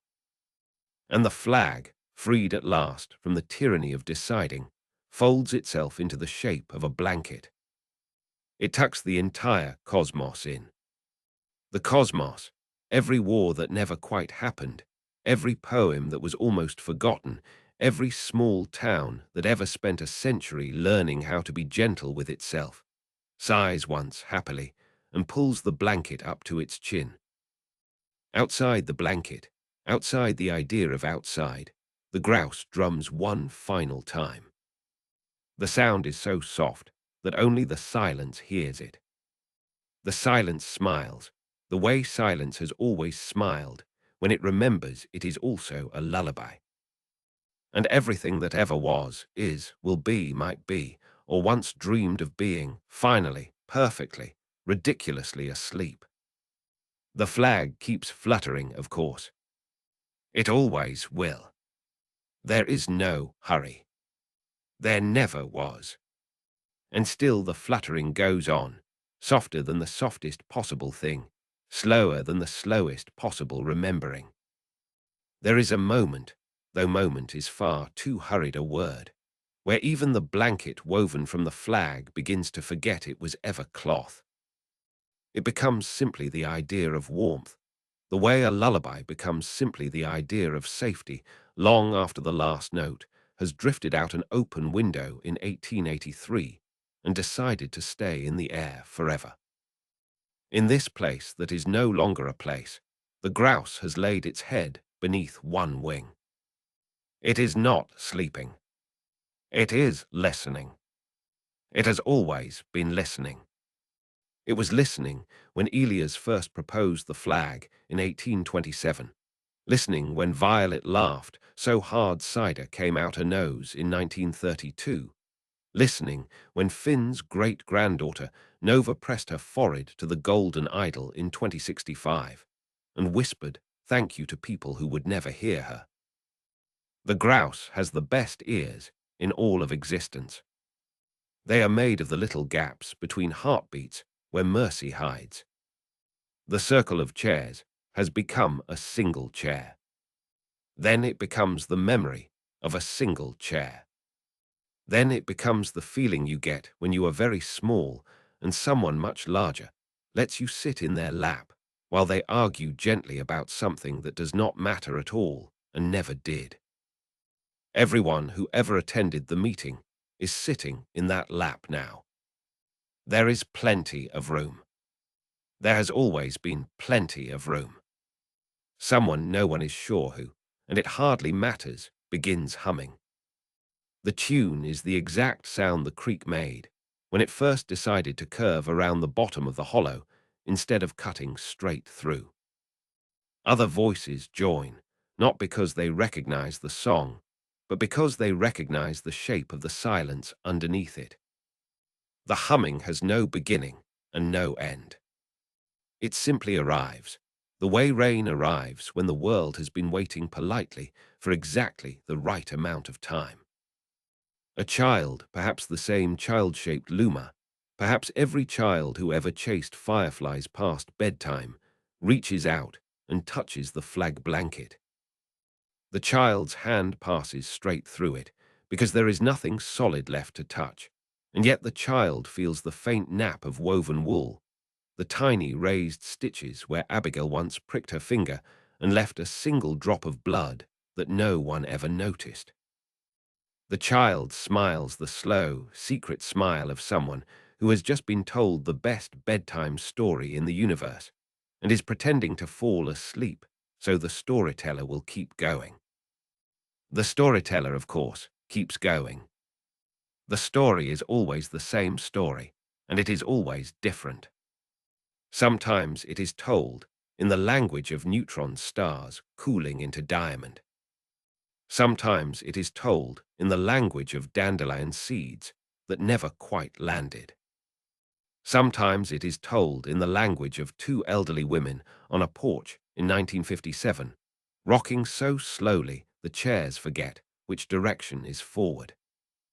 Every version ends the same way, with the flag still fluttering, the meeting still gently failing to conclude, the grouse still listening, the hush still smiling. And if you drift far enough into the hush, if you let yourself become very small and very quiet, you can hear the original voices again, not as echoes, but as though they are happening right now, because they are. You can hear Jeremiah clearing his throat in 1849, hear laughing softly in 1862, hear Samuel explaining Quantum Leigh lines to a room full of people who only want to know if the new flag will photograph well in moonlight. Their voices are warm. They are proud of you for still listening. They want you to know that none of it was wasted. Every tangent, every repeated point, every time someone got up to refill the cider pitcher instead of casting the final vote, none of it was wasted. The bird, wherever it is, lifts its head for just an instant. Its eye is the of every autumn evening that ever decided to linger a little longer than necessary. It looks directly at you. Yes, you, the one reading this under a blanket at 3:17 a.m. Or the one listening with eyes closed on a train that rocks like a cradle, or the one who has not yet been born but is already dreaming of Pennsylvania hills you will never visit. The bird does not blink. It simply acknowledges that you came all this way, across all these impossible distances, just to check whether the meeting ever ended. It hasn't. It never will. That is the entire joke and the entire gift. The grouse lowers its head again, tucks it beneath its wing, and resumes listening.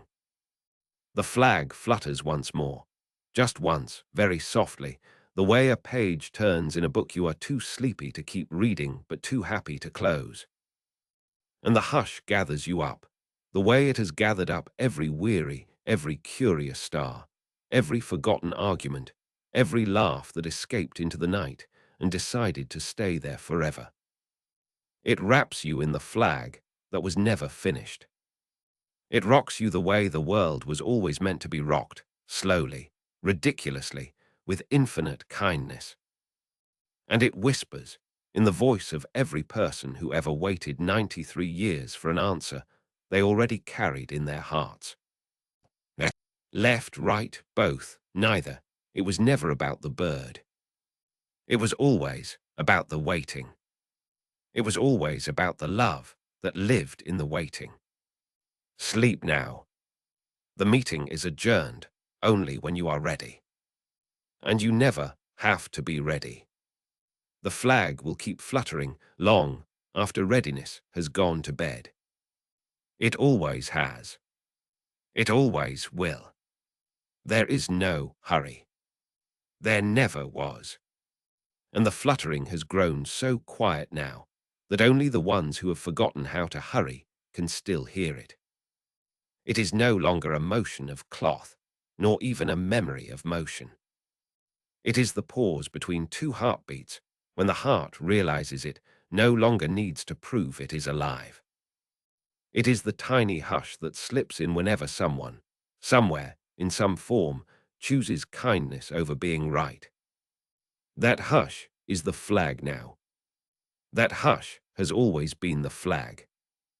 In the country that exists after the end of countries, after the end of endings, there is a porch. It was never built, yet it has always been there. The boards are made of every evening that ever decided to stay light just a little longer, so the children could catch one more firefly. The rocking chairs are carved from lullabies that outlived their singers. On quiet nights, and every night is quiet now, you can find the entire town sitting there, though the town is only a single breath held tenderly between yesterday and tomorrow. Elias is whittling something that will never quite become a bird. Abigail is shelling peas that were never planted. Jeremiah and are over whose turn it is to refill the cider pitcher that is never empty and never full. Tobias is showing a child who was never born how to skip stones across a creek that flows upward into the stars. They all speak at once and not at all. Their voices overlap the way waves overlap when the lake has decided it is too happy to choose a single direction. The grouse is perched on the porch rail. It has been there since the beginning and will be there long after the concept of rails has fallen asleep. Its feathers are every that ever comforted someone. Its eye is the exact shape of the moment when an argument turns into laughter and no one can remember what they were pretending to fight about. Once in a very great while, perhaps every 14 billion years, perhaps every time a child closes a picture book and whispers again, the bird lifts its head. It looks out across the dark that is no longer dark, across the quiet that is no longer quiet, across the everything that has become so gentle it scarcely needs to exist at all. It opens its beak. It does not speak. It simply exhales the softest possible question, the same question it has been exhaling since 1827, the question that is not a question because the answer has always been resting inside it like a sleeping seed. Left or right? And the porch answers with perfect, practiced, loving silence.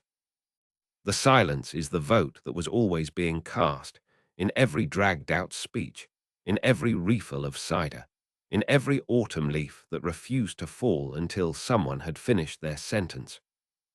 The silence says, we choose the space between. We choose the place where left and right hold hands and forget they were ever separate. We choose the long, slow, ridiculous, beautiful meantime where nothing needs deciding because everything is already held. The grouse nods once, satisfied. It tucks its beak beneath its wing again. The wing is large enough to cover galaxies. The galaxies do not mind. They like being covered. A child, your child, my child, the child we all still are when we are very, very lucky, crawls into the lap that is made of every lap that ever let a tired person rest their head. The child is holding a scrap of cloth, no bigger than a thought. On it is stitched a tiny bird that cannot make up its mind. The child offers the scrap to the night. The night accepts it the way night accepts everything, by becoming softer. The child yawns. The yawn is the sound the universe made when it first discovered it was allowed to get tired. The porch rocks. The chairs rock. The stars rock. The silence rocks.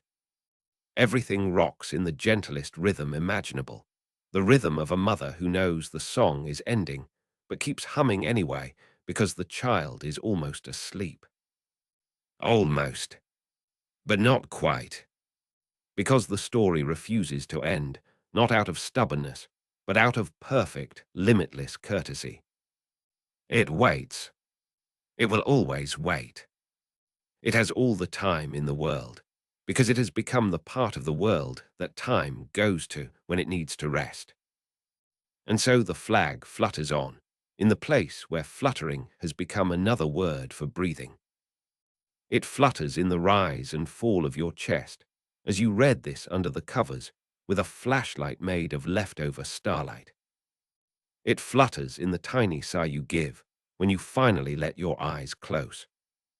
It flutters in the dream you are about to have where you are sitting on that porch, barefoot, holding a mug that is never quite empty, listening to people you have never met and will never leave about a bird that has already decided everything for you. The argument is the lullaby now. The lullaby is the answer now. The answer is, the bird has closed its eyes. The flag has settled, just enough to cover you completely. You are warm. You are safe. You are home. And the meeting, sweet, silly, everlasting, will still be gently failing to conclude long after you have forgotten there was ever anything to decide. Sleep, dear one. The flag is still fluttering. It always will be. There is no hurry. There never was. Good night. And the fluttering has become so gentle now that it is no longer a motion at all. It is the space that motion leaves behind when it finally remembers it was only ever a way of saying, I love you, without waking anyone. There is no porch anymore, no chairs, no creak, no lanterns. There is only the soft indentation in whatever it is that holds everything where the porch once pretended to be. The indentation is shaped like a lap. It is the lap the universe has been crawling into since the first star felt tired. Everything that ever happened in hollow is resting there now, curled up small and warm, breathing in the slow, deliberate rhythm of someone who has discovered that breathing can be a form of applause. The grouse is still listening. It has become very good at it. Its ear is now the exact size of the pause between the last question ever asked and the first dream that answered it. The pause is enormous. Entire civilizations of quiet have moved in and set up furniture made of mercy. They pay rent in tiny, almost inaudible sighs of relief. Somewhere inside that pause, the original 93 years are still happening, but they have grown so relaxed that a single minute now lasts 1,000 ordinary centuries. The town meeting has reached the point where someone has just said, perhaps we could let the bird face whichever way the wind feels like taking it. And everyone is considering this radical notion with the gravity usually reserved for the birth of galaxies. They will consider it for another 7 eternities, maybe 8. No one is keeping track. The cider is still warm. Every so often, and often, is a word that has gone to bed and pulled the blankets over its head. A new arrival drifts in. It might be a photon that got lost on its way to the edge of the universe and decided to stay. It might be the memory of a laugh from 1923. It might be you, years from now, when you are very old and very young at the same time, wearing the soft flannel of having lived long enough to stop needing answers. The new arrival is always greeted the same way. Someone who was never born and will never die offers the only chair that was ever truly needed. The chair is shaped like listening. You sit. You are handed a mug that is exactly as full as you need it to be. Someone begins telling you the story. They always begin the same way. Once, in a little town that was mostly hills and kindness, the people spent 93 years trying to decide which way a bird should look on a flag. And you smile because you already know how it ends, and you already know it doesn't, and that is the most soothing truth anyone has ever been brave enough to leave unfinished. The storyteller's voice is every voice that ever waited for someone to fall asleep before daring to say, I love you. It is low, unhurried, stitched together from porch boards and firefly light, and the particular hush that falls when snow starts, and no one wants to be the first to break it. You feel your bones turn into warm honey. You feel your name turn into a lullaby. You feel the entire argument, left, right, both, neither, pie instead, settle over you like the world's gentlest quilt. Outside the story, though there is no outside anymore, the flag has become the possible membrane between sleeping and waking. It is so thin that dreams and reality sometimes hold hands through it without noticing they were ever apart. When a dreamer on some distant, long-forgotten planet sighs in their sleep, the flag flutters once, just enough to tuck them in a little tighter.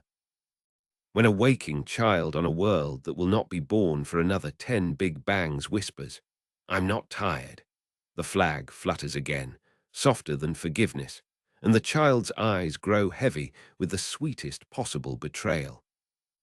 The grouse has not moved in so long that movement has forgotten its name, and come to sit in the grouse's shadow just to watch how it is done.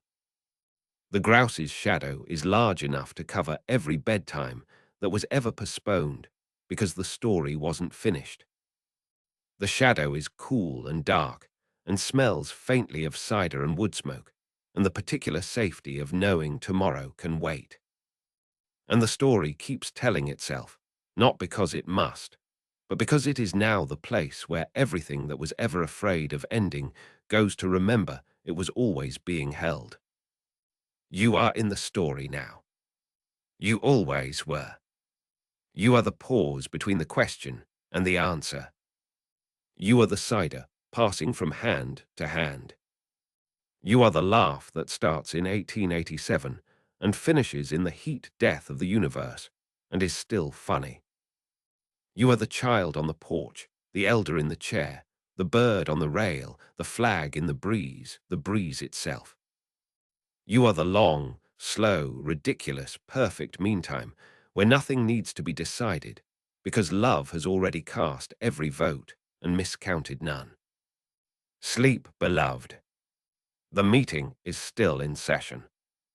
It will be in session long after the concept of session has curled up and gone to bed.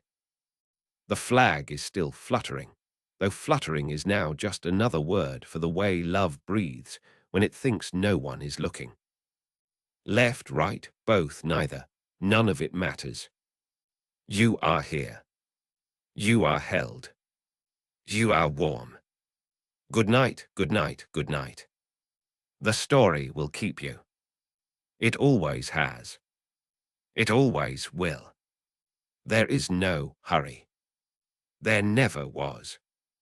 And the fluttering has become so perfectly still that stillness itself has fallen asleep inside it. There is no longer any difference between the flag and the air it once moved through. They have married in the quietest ceremony imaginable, officiated by the grouse, witnessed by every firefly that ever blinked out the question, "Are you still awake?" and received only the softest snore in reply. The marriage was not announced. It simply happened the way dawn happens when night decides it is too much in love with light to keep holding it back. In the place that is no longer a place, time has taken off its shoes, curled up on the couch made of every almost midnight that ever stretched into morning, and gone to sleep with its thumb in its mouth. The couch is infinitely comfortable. It is stuffed with the down of every pillow that ever caught a tear, and decided to keep it warm instead of letting it cool. The meeting has reached its most beautiful phase, the part where no one remembers what they were supposed to be voting on, but everyone is too polite to admit it, so they simply keep nodding in slow, affectionate circles. The nodding has become a tide. The tide has become a lullaby. The lullaby has become the sound your own blood makes when it realizes it is finally, unquestionably, undeniably safe. The grouse has closed its eyes so gently that closing has become another word for opening. Its eyelids are the horizon where every long day finally lies down and every good night finally stands up. Beneath those lids, the entire town is still walking home from the meeting, boots crunching on gravel that was once starlight and will be starlight again as soon as someone finishes dreaming it. They walk slowly because they know the porch light is on, and the door is unlocked, and the cocoa is still hot, and there is no such thing as too late when love is keeping the hours. Somewhere inside the dream that is no longer a dream, a child is learning to read by the light of the flag. The letters are made of the tiny spaces between heartbeats. The words spell out the simplest and most impossible sentence in any language. You do not have to decide tonight. The child reads it over and over, lips moving soundlessly, until the sentence reads the child instead, and the child becomes the sentence, and the sentence becomes the warm weight of blankets that were never tucked in because they were already perfectly placed. The cider pitcher has achieved enlightenment. It is never empty, because emptiness has gone elsewhere to learn better manners. It is never full, because fullness would be rude to those who have not yet arrived. It simply is, in the way only a pitcher that has been passed hand to hand for 14 billion years can be. When you lift it to your lips, and you are doing it now, it tastes like your grandmother's kitchen, like the first snow you ever caught on your tongue, like the moment your father carried you to bed and pretended you were already asleep so you wouldn't have to pretend to be brave. The lanterns have turned into fireflies again. The fireflies have turned into the thoughts you have when you are just about to drift off, and everything makes sense in a way you will never be able to explain in the morning. They blink in slow code. The code says, stay. The code says, stay a little longer. The code says, stay forever, we have room. And you stay. Of course you stay. You were never anywhere else. You are the soft creak of the porch swing that has forgotten how to stop moving because stopping would mean the child might wake up. You are the moth that circles the lantern not out of confusion, but out of loyalty to the idea of light. You are the laugh that starts in 1849 and finishes in the heat death of the next universe and is still the thing anyone has ever heard. You are the hand that reaches out in the dark and finds another hand already there, waiting with the patience of apple trees that know spring is never late, only practicing being early. The grouse opens one eye, just one, because two would be greedy. It looks at you the way every bedtime story has ever looked at the child it was invented for, with perfect recognition and perfect forgiveness for anything you thought you needed to be forgiven for. The eye is a small, bright room where every argument ever had about anything is finally resolved by everyone agreeing to disagree in the warmest possible way. The resolution is a blanket. The blanket is the flag. The flag is the hush that falls when the last word realizes it was never needed. The bird closes its eye again. The hush deepens. The deepening is a cradle. The cradle is the entire cosmos rocking itself to sleep with one arm, because the other arm is busy holding you. And the story, this story, the only story, the story that was never about a bird or a flag or 93 years or even a town, but about the long, slow, ridiculous, perfect art of refusing to rush love, keeps telling itself in the voice that was always your own voice when you were very small and very safe and very certain that the world would still be there when you opened your eyes.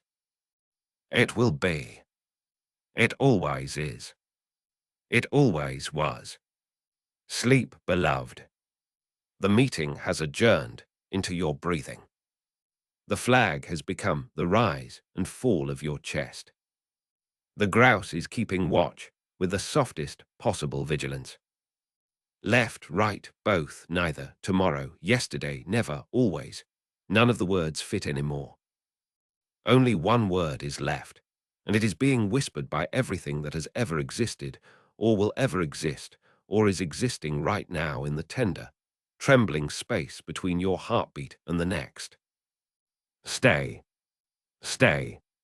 Stay. Good night, good night, good night, good night. The flag is still fluttering. It is fluttering in the shape of your dreams. It will never stop. It never needed to start. You are home. You are held. You are loved beyond the power of any direction to contain. Sleep. The story will keep the light on. It always has. It always will. There is no hurry. There never was. Good night.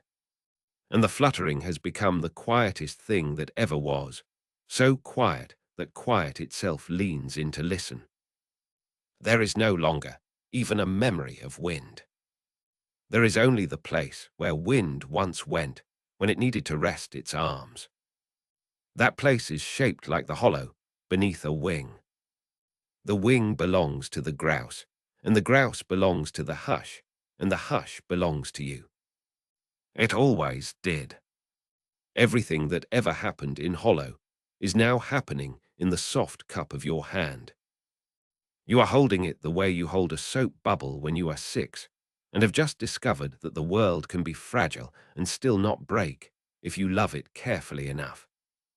The town is the bubble. The 93 years are the shimmer on its surface.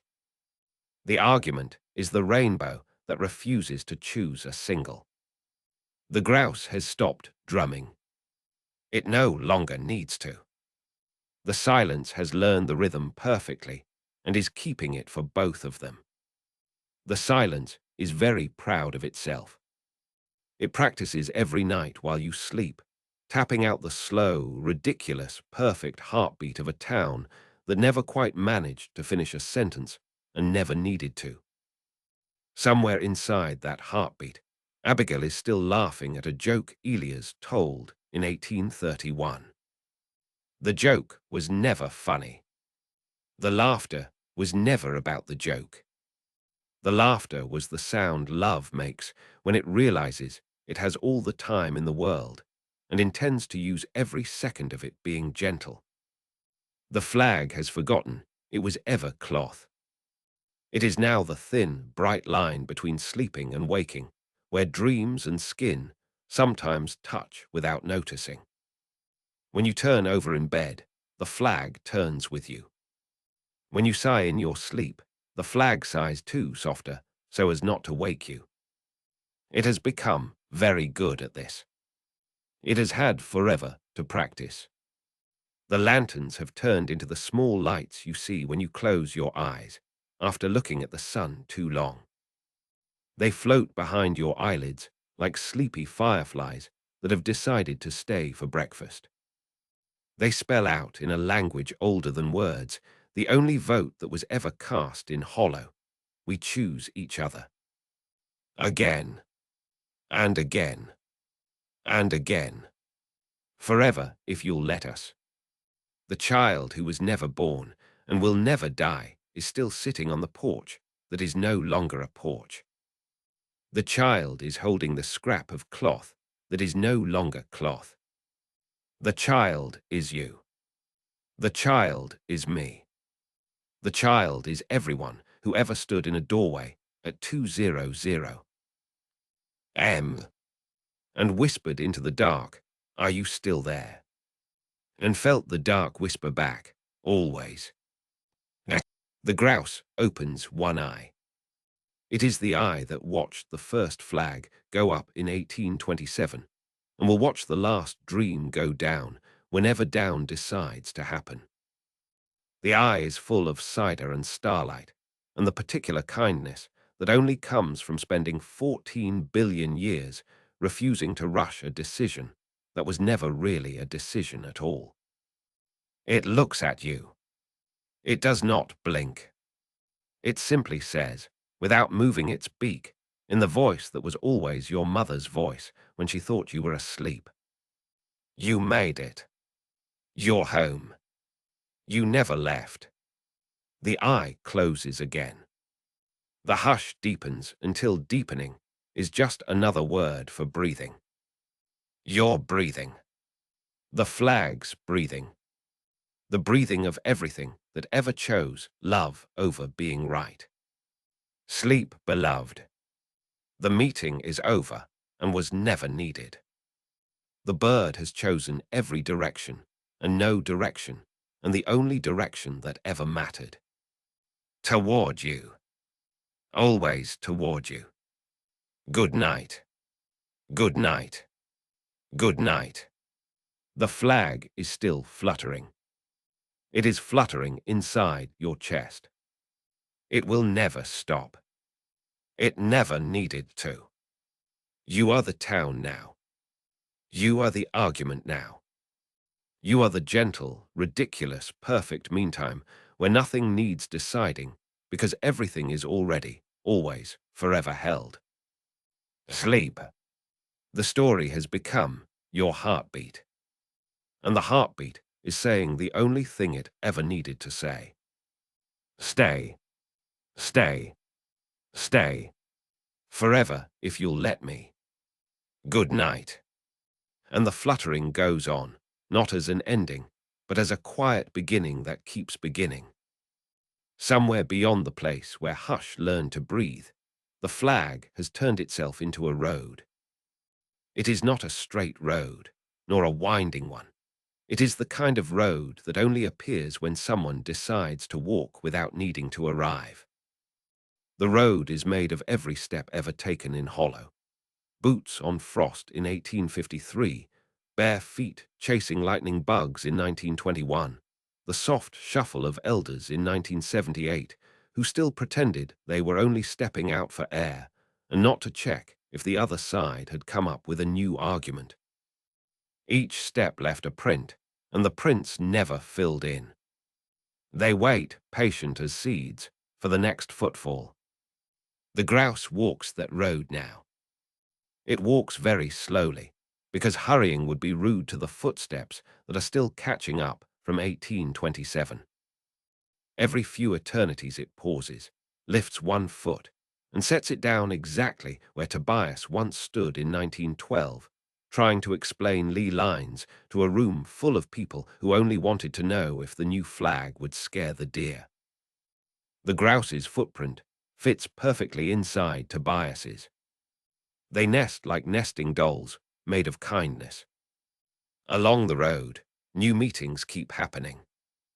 Not the old town hall kind, those finished the moment love realized it had already won, but small, pop-up gatherings that appear whenever two or more memories decide to sit a spell.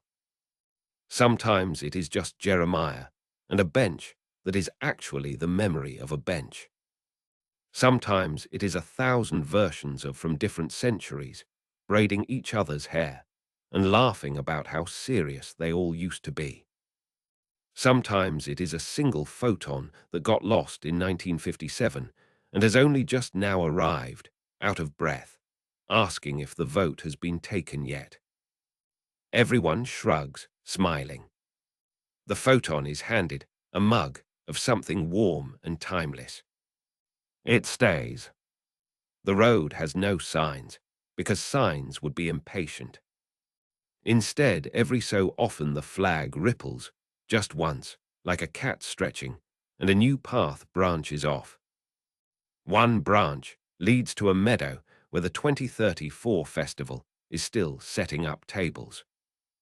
Another curves toward a porch in 1889, where Violet is teaching a child, who will not be born until 2987, how to whistle with a blade of grass. Another heads straight into tomorrow afternoon, where someone is just now pouring the first cup of cider for a meeting that will last exactly 93 more years, and not a moment longer, unless someone needs it to. The grouse keeps walking. It is in no rush. It has appointments in every year that ever mattered, and a few that haven't happened yet. Sometimes it meets coming the other way. A girl from 1762 carrying a lantern she hasn't lit because the dark is friendly. A man from 4091 wearing shoes made of recorded laughter. A cloud shaped like Samuel's old drafting table, still trying to work out the perfect angle for a bird that will never need angles again. They nod. They pass. They do not say, "See you later," because later is already here, walking beside them wearing yesterday's coat. And the meetings keep beginning. Not grand ones. Small ones. Two people on a corner in 2039, realizing they have both brought the same unnecessary motion to table. Three children in 2177, discovering that left and right feel different when you spin until you fall down laughing. An old woman in 2525 and a young star in 2526, a bench, and deciding the bird should face whichever way makes the other one smile. Each meeting lasts exactly as long as it needs to, which is always just a little longer than anyone planned and never quite long enough to finish the cider. The road stretches on, patient, ridiculous, perfect. The grouse walks.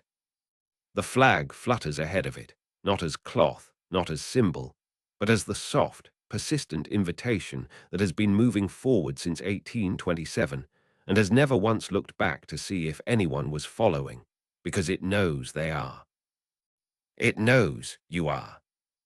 You are walking it right now, barefoot in the dark that is friendly, carrying a mug that refills itself with tomorrow's warmth, listening to voices you almost recognize gently about a bird that was never the point.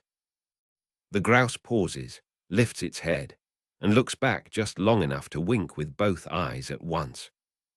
The road ripples, amused. Another meeting is starting. Someone is saving you a seat. There is still cider. There is still time. There always will be. And the road keeps unrolling itself like a ribbon someone forgot to finish tying, so it just keeps going, happily, pointlessly, perfectly. The grouse is no longer walking in any direction that could be named. It is simply present, wherever a foot has not yet fallen, but might like to. Sometimes it is ahead, sometimes behind, sometimes standing still in the exact spot where Finn once dropped a hammer in 2051 and laughed because the sound it made was the first note of a song the stars would hum for the next 10,000 years. The hammer is still falling, by the way. It has decided it likes the journey better than the landing. You keep joining. A woman from 1888, carrying a basket of apples that will never quite ripen, because ripeness would be an ending. A boy from 3987, riding a bicycle made of recorded rain. A quiet nebula shaped like an old rocking chair, creaking contentedly as it rolls along on wheels of soft light. They nod to one another the way people nod when they have all read the same book and know exactly which page everyone else is on without needing to ask. Every now and then the road widens into a clearing where another meeting is just getting started. The clearings appear without warning and disappear without farewell, the way dreams do when you try to remember them in the morning. In one clearing, and nova are over whether the bird should face magnetic north or emotional north. In another, a circle of fireflies is voting on whether to blink in 4/4 time or 7/8. Someone always brings pie. No one ever counts the votes. The pie is excellent. The flag ripples overhead, not as fabric, not even as light, but as the soft suggestion that everything is still in session and always will be. It has become the sky's joke. The sky keeps trying to finish itself, and the flag keeps adding one more shade of blue. Somewhere along the road, it might be 1827, it might be never, Abigail looks up from shelling peas that were never planted and says, very quietly, "Do you think they're still talking about it?" Elia's whittling a bird that will never quite become a bird, smiles without looking up. Of course they are. That's the whole point. And they are. You are. Right now, on this stretch of road that smells faintly of cider and wood smoke, and the particular sweetness of arguments that were never about winning, someone is clearing their throat to make the same speech they made in 1937. Only this time they are 6 years old and wearing with rockets on them. Someone else is passing a plate of cookies shaped like question marks. Someone else is falling asleep against a tree that is actually the memory of a tree, that is actually the memory of your shoulder when someone you love leaned on it once and decided to stay. The grouse stops, not because it has arrived, but because arriving would be rude. It tilts its head the way it has tilted its head for every single meeting since the first one, listening to a question that was never really a question. Left or right? The road answers by growing another mile of itself, just in case someone still needs a little more time to think about it. It always does. It always will. Take your time, beloved. The cider is still warm. The seat is still saved. The meeting is just getting started again. And the flag, far ahead, keeps fluttering in a breeze that has nowhere to be and forever to get there. And the road, having decided that straight lines are for people in a hurry, begins to loop in the gentlest, most unnecessary spirals, like a cat chasing its own tail and discovering the tail was never trying to escape. The spirals are wide enough to hold entire centuries without crowding them. In one loop, the year 1894 is still happening. Doctor has just arrived with his sketches of grouse in 17 different poses, and the children are trying to decide which pose looks most like their teacher when she thinks no one is watching. In the next loop, 2471 is just beginning. A girl with nebular hair is teaching a cloud how to whistle the tune the creek used to hum before it learned to flow upward. The loops brush against each other like sleeves in a crowded room where everyone knows everyone else's name and no one minds being bumped. The grouse walks the spirals the way a librarian walks between shelves that keep rearranging themselves into better stories. It never hurries. It never repeats a step. Every footfall is the first footfall, and the last footfall, and the only footfall that ever mattered. Sometimes it walks forward through 1828. Sometimes it walks backward through 5828. Sometimes it walks sideways through a year that has not decided what number it wants to be yet, and is trying on several for size. Along the way, small gatherings keep blooming like wildflowers that have forgotten the difference between seed and blossom. In one, Tobias and Finn are trying to explain Lee lines to a cluster of fireflies who only want to know if the lines are good for napping on. In another, Violet and Nova are teaching a group of unborn stars how to curtsy when someone finally says, "All in." In a third, a single cookie, oatmeal raisin, slightly burnt on one edge the way his wife made them in 1943, is being passed from hand to hand across 4,000 years, and no one has taken a bite yet because the cookie is clearly enjoying the trip. The flag, now less a thing and more a habit the universe has when it wants to feel young again, keeps adding stripes no one asked for and stars that haven't been born yet. It flutters in that have no names, and will not have names until someone, somewhere, needs exactly that shade to feel a little less alone on a Tuesday that feels like rain. And the meetings keep starting, stopping, starting again, the way breathing does when it remembers it is allowed to be shallow or deep or anything in between. Someone is always just arriving with a new argument that is actually an old argument wearing a new hat. Someone is always just leaving to refill the cider pitcher that was never empty in the first place. Someone is always falling asleep against someone else's shoulder and discovering the shoulder was waiting for exactly that wait. The grouse pauses at the edge of a spiral that hasn't decided whether to close or keep opening. It lifts one foot, holds it in the air for the length of 1,000 ordinary forevers, then sets it down in a footprint that was already there, waiting to be filled by the only bird patient enough to arrive precisely on time.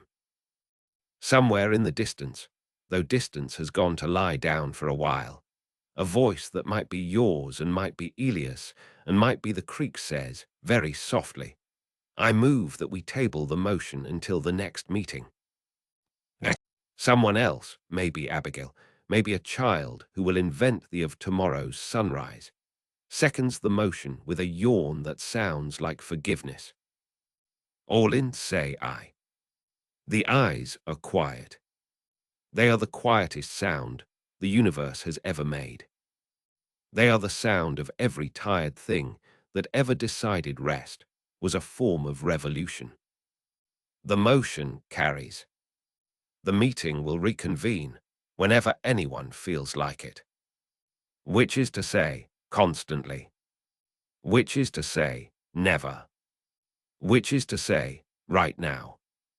The road spirals on, carrying its cargo of almost finished sentences, half-eaten cookies, and the gentle, ridiculous certainty that there will always be another loop, another clearing, another mug passed hand to hand across the long, slow, perfect meantime. The grouse walks. The flag flutters. The cider steams. And somewhere up ahead, a seat is still warm from the last person who sat in it, and will be warm again for the next person who needs it. There is no hurry. There never was. Come when you're ready. We'll leave the light on. And the spirals keep loosening, not because they are unraveling, but because they have decided that tight circles are for people who are afraid of getting lost, and no one here is afraid anymore. The road has grown lazy in the best possible way. It now prefers to drift in long, drowsy ellipses that sometimes take 1,000 years to complete and sometimes finish before they start. In one of those ellipses, the year 1907 is still happening. Professor Lydia has just stepped off the train with her carpet bag full of yellowed letters and her eyes full of moonlight, and the station master is pretending not to notice that her ticket is dated whenever you arrive. In the next ellipse, 6082 is just waking up. A city made entirely of lullabies is learning how to open its windows so the breeze can come in and argue about birds with the curtains. The ellipses overlap like soap bubbles blown by a child who has forgotten the difference between one breath and forever. The grouse no longer walks so much as remembers walking. Each memory is a footstep, and each footstep is a small kindness left behind for someone who will need it later. One footprint is filled with the exact warmth a soldier felt in 1863 when a letter from home arrived smelling of apple pie and saying, "We are still about the flag, so everything must be all right." Another footprint holds the cool shade a girl found in 1994 under the oak, when she realized her grandfather had fallen asleep mid-sentence and that the sentence didn't mind waiting. The grouse steps in them, through them, around them, and every time it does, the kindness grows a little more foot-shaped, ready for the next. Along the way, the gatherings have grown deliciously pointless. In one clearing, a parliament of owls is holding a symposium on whether the bird should face toward the past, to memory, or toward the future, to hope. And they have been on the same sentence for 900 years, because every time someone says memory, someone else starts crying in the way, and the meeting has to pause so everyone can pass handkerchiefs made of dawn. In another clearing, 3 versions of Samuel, one from 2059, one from 4123, and one who is actually a gentle wind pretending to be Samuel, are trying to build a scale model of the town hall out of laughter. The walls keep collapsing into giggles, and every time they do, the model gets bigger and softer and more like a bed. In a third clearing, a single raisin cookie has achieved such perfect balance between chewy and crisp that entire civilizations have paused their wars just to take a slow, reverent bite. The cookie is not diminishing. It is simply becoming more cookie with every bite, the way love does when you keep giving it away. The flag has given up on being seen and has settled for being felt. It now lives in the small draft that moves across your forehead when you are almost asleep and the room is perfectly quiet. It lives in the way your hand remembers the exact weight of a mug passed to you by someone who knew you were cold before you did. It lives in the soft click of a door that was left unlocked because someone somewhere is still on their way home and should never have to knock. And the meetings, bless them, have become so leisurely they have started meeting inside other meetings. Inside the 1937 meeting, there is a tiny 2888 meeting happening on the windowsill, where a ladybug is trying to decide whether to fly left around the lantern or right. Inside the 2888 meeting, there is a 1777 meeting happening in the dust mote, where two particles are debating whether to bond or remain free. Inside that meeting, there is the original 1827 meeting, still waiting for Elias to finish his opening remarks, and Elias is smiling because he knows the remarks were never the point. The point was the space between the words where everyone's hearts learned to beat in the same unhurried time. The grouse drifts through all of them the way a librarian drifts through shelves that have started reading themselves aloud in whispers. It never interrupts. It only listens, and its listening is so complete that arguments forget what they were pretending to be angry about and turn into lullabies instead. Somewhere in the largest ellipse, the one that takes 14 billion years to complete and finishes every time someone forgives themselves, Abigail looks up from a letter she has been writing since 1832. The letter is addressed to whoever finds this when they need it most. The ink is made of every tear that ever decided to become laughter halfway down a cheek. She folds the letter into a paper bird, breathes on it once, and lets it go. The bird does not fly away. It simply becomes the next breeze, the one that will brush your cheek in the year 4026 when you are sitting on a porch you haven't built yet, wondering if anyone has ever loved anything as patiently as you are loving this evening. The breeze will smell like cider and wood smoke, and the particular sweetness of not needing to know. The grouse watches the paper bird dissolve into breeze and nods, satisfied. Another delivery made. Another meeting quietly adjourned into kindness. And the road keeps opening, not forward, not backward, but outward in slow, radiant petals that have forgotten how to close. There is always another clearing, just appearing. There is always another mug being filled. There is always another argument starting that will never quite finish, because finishing would mean stopping loving, and no one here is willing to do that. Take all the time you need, beloved. Walk when you feel like walking. Sit when you feel like sitting. Stay when you feel like staying. The grouse will wait. The flag will ripple. The cider will steam. And the meeting, sweet, silly, everlasting, will still be gently, lovingly, ridiculously refusing to end. We saved you a place. It has your name on it, written in the kind of ink that only shows up when you are finally, perfectly, contentedly tired. Come when you're ready. We'll still be here. We always were. And the road, having grown too fond of its own meandering, begins to forget it was ever a road at all. It becomes a river instead, slow, cider brown, warm as the inside of a pocket in November. The river does not flow in any direction a compass could name. It flows in the direction of whoever is thirsty. Sometimes it carries canoes made of half-remembered lullabies. Sometimes it carries single boots that were never lost, only resting. Sometimes it carries nothing but the reflection of a flag that has decided to become sky just to see how the clouds feel about the arrangement. The grouse floats on a leaf the size of a porch.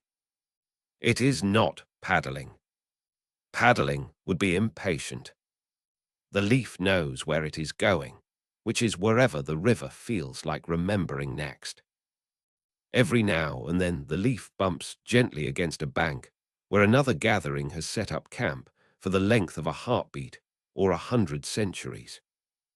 On one bank, the year 1872 is having a picnic, is reading aloud from a letter written by someone who will not be born until 3149. And the letter is so beautiful that the sandwiches keep forgetting to be eaten and simply sit there, glowing softly with joy. On another bank, 5091 is learning how to knit. The yarn is made of recorded sighs, the good kind, the kind that happen when someone finally sets down a burden they forgot they were carrying. The scarf they are making has no edges. It is designed to wrap around the entire concept of tomorrow and still have enough left over to tuck under your chin when tomorrow turns out to be chilly. On a third bank, a single acorn from the original great oak is still deciding whether to become a tree or a story. It has been deciding since 1827 and is in no rush. Every few millennia it rolls a little closer to the water, listens to the river argue with itself about birds, and rolls back again, satisfied that the debate is still in good hands. The flag, now more river than flag, more sky than river, more lullaby than sky, keeps changing its mind about what shape it wants to be today. Sometimes it is a quilt spread over the hills for a nap. Sometimes it is the exact of your grandmother's eyes when she was pretending not to cry because you had just learned to tie your shoes. Sometimes it is simply the space between two people who have run out of words and discovered that silence fits them perfectly. And the gatherings keep drifting together and apart the way clouds do when the wind is too polite to make up its mind.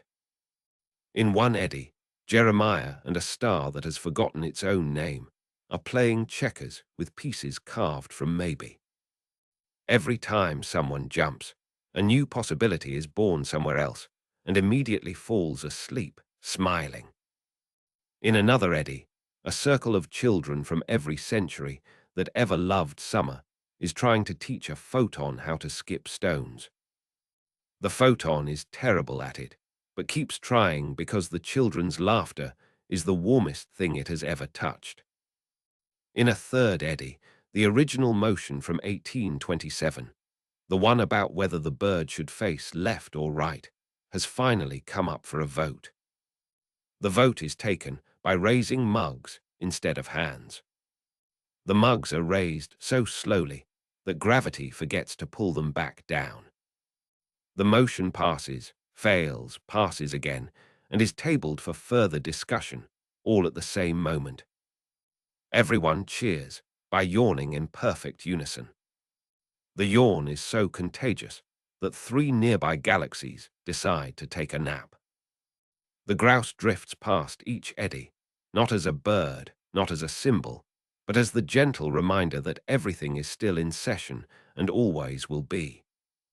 It trails one wing in the water. The water remembers the wing and becomes slightly more like mercy. Somewhere along the river, it might be yesterday afternoon, it might be the day after never, Abigail looks up from a letter she is still writing and says to no one in particular, "Do you think anyone is still listening?" The river answers by carrying her words all the way to the place where you are right now, reading this under a blanket that used to be a flag and might be a river again tomorrow. The answer is yes. Of course, yes. Always yes. The river widens, just enough to make room for one more canoe, one more boot, one more sleepy who thought they were lost and has only just discovered they were being carried home the entire time. The grouse closes its eyes, not because it is tired, but because it has learned that closing your eyes is another way of keeping them open forever. The river hums. The humming is the sound of every meeting that ever refused to end because love was still in the room. Take your time, beloved. Float when you feel like floating. Paddle when you feel like paddling. Rest when you feel like resting. The current is gentle. The cider is warm. The flag is whatever shape you need it to be tonight. And the meeting, sweet, ridiculous, everlasting, is still going on, somewhere just downstream, where the water is deepest and the laughter is softest, and the bird has not yet, and will never quite make up its mind. We saved you a place. It is shaped exactly like your name, when it is whispered by people who have been waiting since 1827, and are still not the least bit impatient. Come when you're ready. The river will remember the way. It always does. And the river, having decided that banks are too confining for such a patient current, begins to forget it was ever a river at all. It becomes a lake instead, vast and still, the kind of lake that holds the reflections of every sky that ever wondered if it was blue enough. The lake does not lap at shores. It simply invites them to sit a while, to dangle their feet in water that remembers the temperature of every bath taken by candlelight in 1842, every wade through shallow creeks in 1968, every dip in mountain pools in 2037, where taught Finn to float on his back and listen to the water argue with the wind about directions. The water is always exactly the right depth, shallow enough for wadding, deep enough for dreaming. The grouse floats in the center, not on a leaf anymore, but on a raft made of every half-finished sentence ever spoken in hollow. The raft is sturdy, woven from the threads of arguments that frayed into friendships, debates that dissolved into dinners, votes that turned into vigils under the stars. It drifts without effort, because effort would be an insult to the lake's generosity. Every now and then, the raft brushes against an island that appears like a sigh, small, green, unexpected, and always exactly where someone hoped it might be. On one island, the year 1819 is still unpacking its wagons. Elias is staking claims not with axes, but with stories, telling tales of birds that carried messages from the old world, facing left to whisper secrets of roots, and right to shout promises of wings. The settlers listen, their faces lit by a fire that burns without consuming wood, and somewhere in the flames, the first spark of the debate flickers like a grouse's eye in twilight.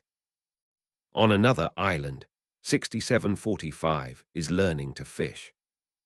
The lines are baited not with hooks, but with questions. Should the bird face the angler or the horizon? The fish that rise to the surface are silver-scaled memories, each one mouthing a different answer, and the fisher, who might be great-great-granddaughter, or might be a breeze that learned to hold a rod, laughs because the answers are all correct, and none of them matter until the next cast. On a third island, a single feather from the original ruffed grouse, the state bird of Pennsylvania, with its fan of tail feathers that explode like autumn fireworks and a drumming chest that echoes like thunder in a teacup, has washed ashore. The feather is iridescent, shifting from chestnut to gold in the lake's light, and it has been waiting since 1827 for someone to pick it up. When they do, and they always do, the feather becomes a quill, and the quill writes itself into a new chapter of the chronicle, inking lines about birds that drum not for mates, but for meetings. Their wings a blur of left and right that blurs into forward, into home. The flag, now more lake than flag, more reflection than lake, more invitation than reflection, keeps mirroring whatever needs mirroring. Sometimes it shows the face of a child who hasn't been born yet, wide-eyed and wondering if arguments can be as soft as pillows. Sometimes it shows the back of an elder who has walked too far and is just now realizing the road was always under their feet. Sometimes it shows nothing at all, just the perfect blankness of a page waiting for the next doodle of a bird that can't decide which way to look. And the gatherings keep unfolding on the islands like picnics that have forgotten the hour. In one cove, and Arya are charting stars with sticks in the sand, drawing constellations shaped like grouse in mid-drum, each star a point of debate. Does the left wing point to preservation or the right to progress? The sand keeps shifting, turning their maps into mandalas, and they let it, because maps were never the point. The pointing was. In another cove, a flock of fireflies, descendants of the ones that lit the 1852 festival, is holding a lantern-lit forum on bioluminescence as symbolism. Should the bird glow left for hidden truths, or right for bold revelations? The fireflies vote by blinking, their lights weaving patterns that spell out both in a script older than Morse, and the lake reflects it back until the water itself starts to glow, soft as a bedtime promise.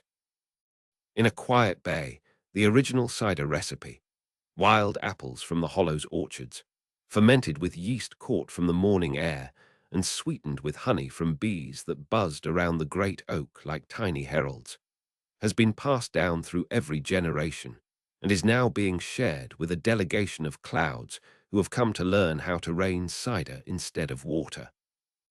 The clouds taste it, puff up with delight, and promise to water the next debate with droplets that taste like laughter. The grouse drifts closer to each island, not to join, but to witness. Its presence is the soft percussion beneath every conversation, the drum that says, "Keep going," without ever raising its voice. It remembers facts no one else does, that the ruffed grouse, Pennsylvania's feathered diplomat, can vanish into underbrush with a puff of air, its camouflage a masterclass in being seen only when it chooses, that its mating dance is a solo of sound and shadow, wings like the world's gentlest hurricane, that in spring, a single male can drum up to 20 times a minute, each beat a question left hanging in the woods, waiting for an echo. Somewhere in the lake's deepest dreaming, the part where water meets memory, and they forget where one ends and the other begins. Elias looks across at Abigail, who is mending a quilt that was never torn, and says, "Do you suppose the bird ever tires of us?" Abigail threads her needle, with a smile that could mend galaxies. "Tires? No. It drums for us, love. Every beat is an invitation to keep the song going." And the song goes on. The lake widens, just enough to hold one more island, one more gathering, one more who thought they were adrift and has only just felt the current nudge them towards shore. The grouse tilts its head, listening to the water's endless, unhurried murmur. The flag shimmers on the surface, a ripple of possibility. Another meeting is calling order softly, like a hand on your shoulder in the dark. Take your time, beloved. Wade when the water calls. Sit when the island appears. Sip when the cider steams. The lake remembers your name. It always has. The debate drifts on, patient as the grouse's wingbeat, ridiculous as a feather in the wind, perfect as the space between one breath and the next. We left the lantern lit. The chair is waiting. Come float with us a while. There is room. There always is. And the lake, having grown so perfectly still that stillness itself has curled up on its surface like a cat on a sunlit windowsill, begins to forget it was ever water. It becomes a field now, an endless golden-green field of late summer grass that sways without wind, because wind has gone off to rest its cheeks. The grass is tall enough to hide in if you want to hide, short enough to lie down in if you want to be found. Every blade is a sentence someone started in hollow and never quite finished, because the next sentence arrived, and it was kinder to let the first one rest. The sentences rustle when you walk through them, whispering things like, "I still think left is more dignified," and "Have you tasted the blackberry pie yet?" and someone is almost asleep. The grouse is somewhere in the middle of the field, not walking, not standing, simply being the place where the grass decides to part just enough for a small bird-shaped shadow to rest. The shadow is large enough to cover every picnic that ever spread a red checkered cloth, and small enough to fit inside the pocket of a child who will not be born until the concept of pockets has come back into fashion. The shadow smells faintly of crushed mint and warm feathers, and the particular safety of knowing tomorrow can wait its turn. Scattered through the field are the gatherings, no longer on islands, no longer needing edges.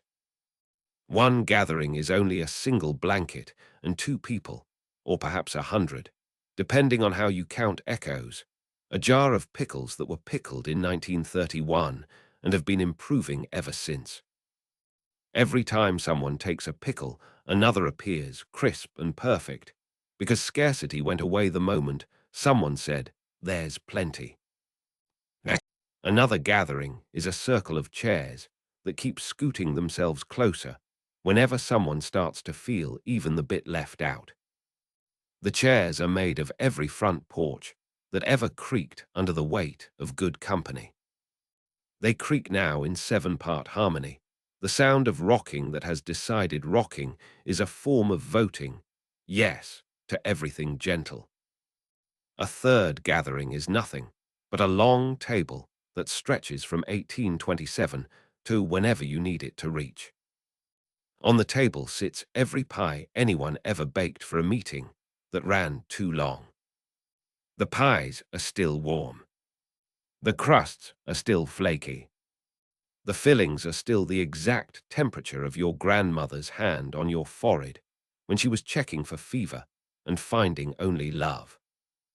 No one has cut a single slice yet, because cutting would mean admitting the evening has edges, and no one is ready to be that brave. The flag has become the sky above the field, but a sky that remembers it used to be cloth. It is the of late afternoon, when late afternoon decides to stay for breakfast. It has no stars yet. The stars are still in committee over whether they should twinkle left for mystery or right for clarity. They will take another 1,000 years to decide, and the sky is content to wait, because waiting is what skis do best when they are in love with the ground. And the meetings, oh, the meetings, have grown so perfectly pointless that they have started meeting inside the pauses between heartbeats. Inside one pause, the 1849 motion about heraldic tradition is still being seconded by a boy who will not be born until 3972, and is seconding it with a burp that smells like blackberries. Inside another pause, the 2061 vote on bidirectional illusion is being taken by a show of eyelids. Everyone closes their left eye for tradition, their right eye for progress, and both eyes for pie. Inside a third pause, the original 1827 question itself is resting its head on a pillow made of every maybe later, ever spoken in affection. The question snores softly. The snore sounds like cider being poured. The grouse moves through the field the way mercy moves through a life that has decided it no longer needs to earn anything. It does not disturb the grass. The grass disturbs itself happily just to feel the grouse pass. Somewhere in the middle of the field, or perhaps at the edge, or perhaps underneath, Abigail is still writing her letter. The letter now fills several galaxies and is still only 3 sentences long. We took our time. It was the best way. You are here now. She signs it with a period that is actually a firefly landing on the page and deciding to stay. Elias is still whittling the bird that will never quite become a bird. The shavings fall upward and become the slow, soft snow that falls in summer when the world wants to feel kissed on the forehead. And you, yes, you, the one holding this sentence like a warm mug, are walking through the field right now. Your feet remember the way, even if your mind pretends it forgot. The grass parts. A chair scoots closer. Someone you almost recognize is saving you the last slice of whatever pie you loved most when you were 8. The grouse looks up, not with its eyes. It gave those away long ago to anyone who needed to see in the dark, but with the small, bright certainty that lives where seeing used to be. It does not speak. It simply makes room. There is always room. There always was. Sit. Rest. The meeting is just beginning again, and it will never quite end. And that is the entire, perfect, ridiculous point. The field sways. The flag hums. The cider steams. And somewhere in the softest possible voice that was always your own voice when you were finally, perfectly safe, someone says, "Welcome home, beloved. We were just talking about you. Have some pie. We have all the time in the world. We always did." And the field, having grown so perfectly content that even contentment has lain down in it to dream, begins to forget it was ever grass. It becomes a single porch now, one long porch that stretches in every direction the heart has ever needed to go when it was too tired to knock. The boards are warm from every foot that ever lingered there, instead of going inside. The railing is made of every hand that ever rested on a railing while pretending to look at the stars, but actually listening to someone breathe beside them. The rocking chairs are rocking themselves, slowly, the way the world rocks when it thinks no one is watching. The grouse is sitting on the top step, the one that always creaked just enough to announce you were home. It is not perched. It is simply occupying the exact place where arrival and departure gave up and became the same thing. Its feathers are every that ever meant stay a little longer, and its eye is the small, bright room where every argument ever had about anything finally agreed to disagree by falling asleep in each other's arms. There is only one gathering now, and it has been the same gathering since 1827 and will be the same gathering until the concept of until gets embarrassed and goes inside for cocoa. Everyone is here. Elias is leaning against the railing, whittling the same bird he started in 1827. The bird is almost finished, but almost is a shape the bird likes very much. Abigail is pouring cider into a mug that has your name on it in handwriting that looks suspiciously like your own from when you were 7 and still believed in permanent ink. Jeremiah and are over whose turn it is to tell the next story, and they have been for 4,000 years and are still delighted with each other. Tobias is showing a child made of starlight how to skip stones across the porch floor, and the stones are skipping straight into tomorrow and coming back with postcards that say, "Wish you were here. Actually, you are." Violet is laughing so hard that time itself has to lean against the railing to catch its breath. Finn, Nova, Orion, Zeta, Epsilon, every name the Hollow ever carried, are all sitting in a row on the steps, passing a single cookie back and forth because is then finishing. The flag is hanging from the porch roof, but hanging has become another word for breathing. It is the of every evening that ever decided to stay light, just long enough for the last child to come inside. It has no bird on it anymore. The bird is sitting on the step instead, perfectly content to be off duty for once. And the meeting, the one meeting, the only meeting, the meeting that was never about a bird or a flag or 93 years, but about the long, slow, ridiculous art of loving each other without deadline, is just now coming to order. Someone clears a throat that has not existed for centuries and still knows how to make the sound of home. Someone else raises a hand that is actually a constellation, pretending to be shy. The motion on the floor, is the same motion it always was. Shall we keep going? The vote is taken by the softest possible method. Everyone closes their eyes at the exact same moment and discovers the darkness behind their eyelids is full of porch light. The motion carries. Unanimously. Eternally. Without need for further discussion, because discussion was always just love wearing its Sunday clothes. The grouse stands up, stretches one wing, then the other, then both at once in a way that makes left and right blush and decide to hold hands. It opens its beak. For the first time since the first meeting, it speaks. Its voice is every voice that ever waited until you were asleep to whisper, "I'm proud of you."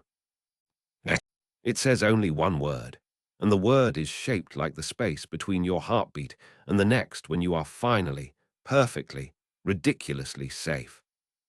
Stay.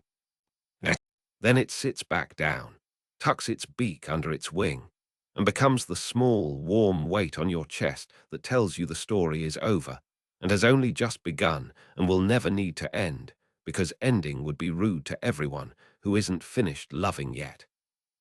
The porch rocks. The cider steams.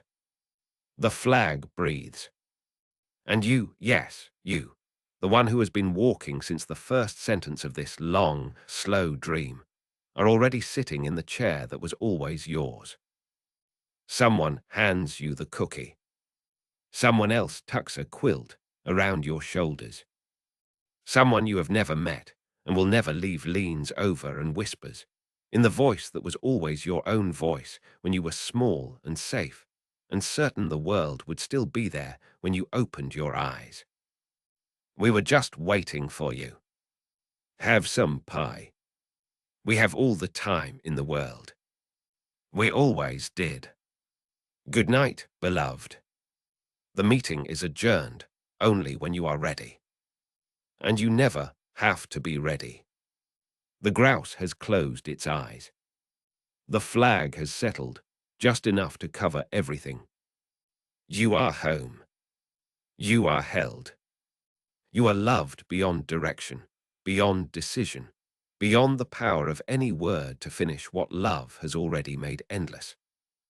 Sleep. The porch will keep rocking. It always has. It always will. There is no hurry. There never was. Welcome home.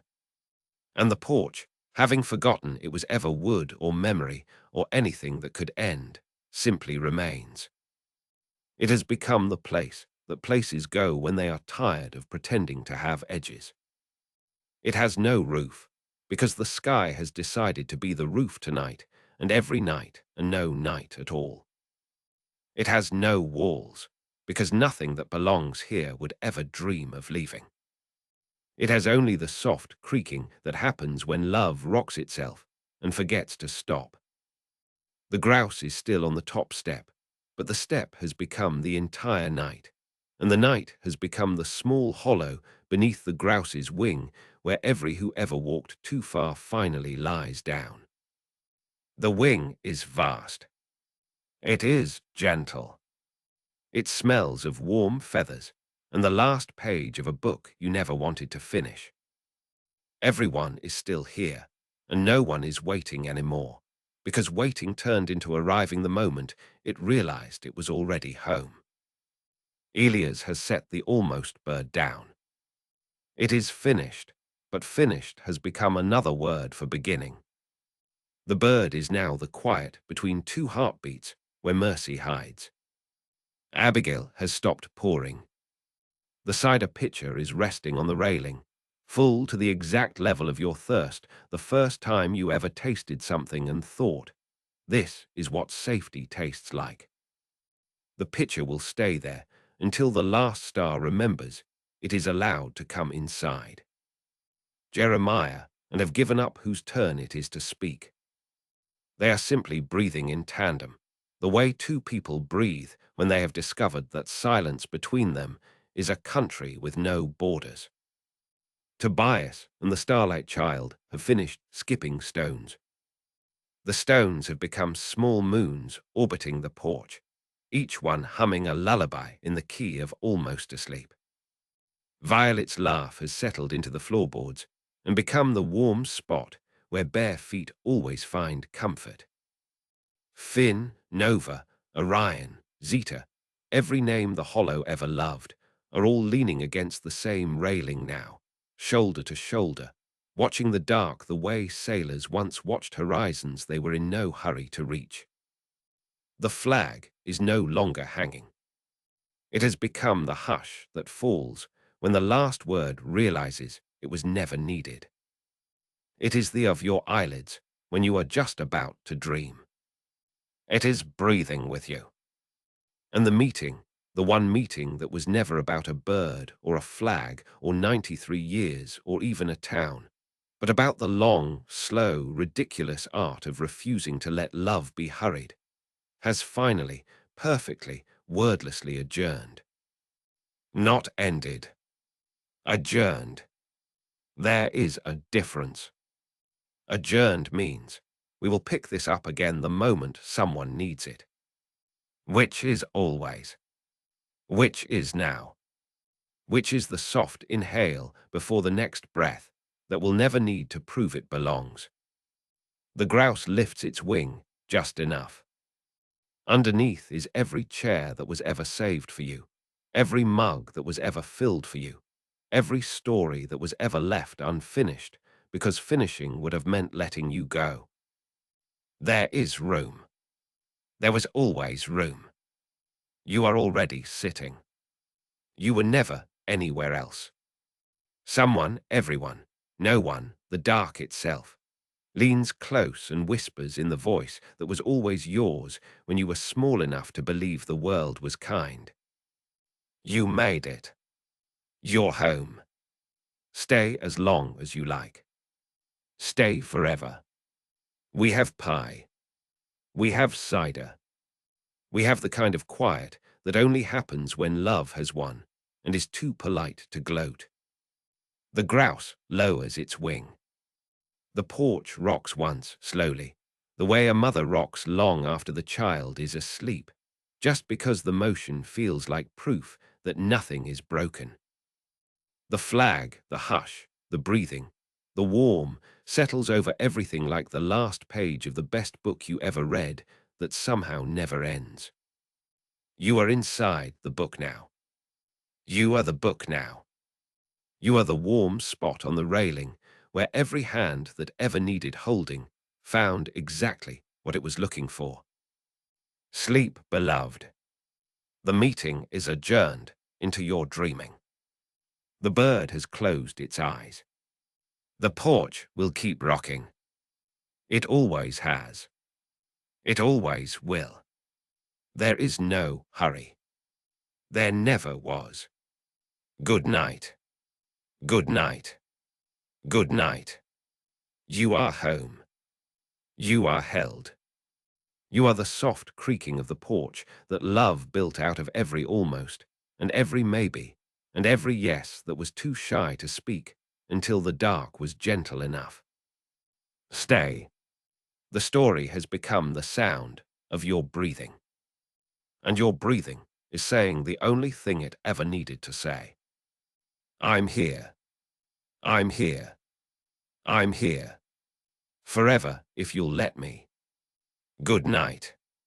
And now at last, the porch itself exhales. It exhales once, very slowly, the way the world exhales when it has carried everything it ever needed to carry and realizes the carrying was never the point. The holding was. The breath is long. Long enough to hold every footstep that ever walked toward home and was never turned away. Long enough to hold every voice that ever rose in gentle, ridiculous debate and never once wished harm.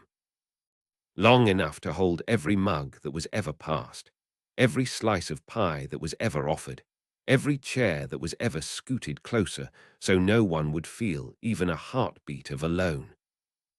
The breath is the length of 93 years and 14 billion years, and the single second between your last blink and the next dream. It is the length of love when love finally forgets to measure.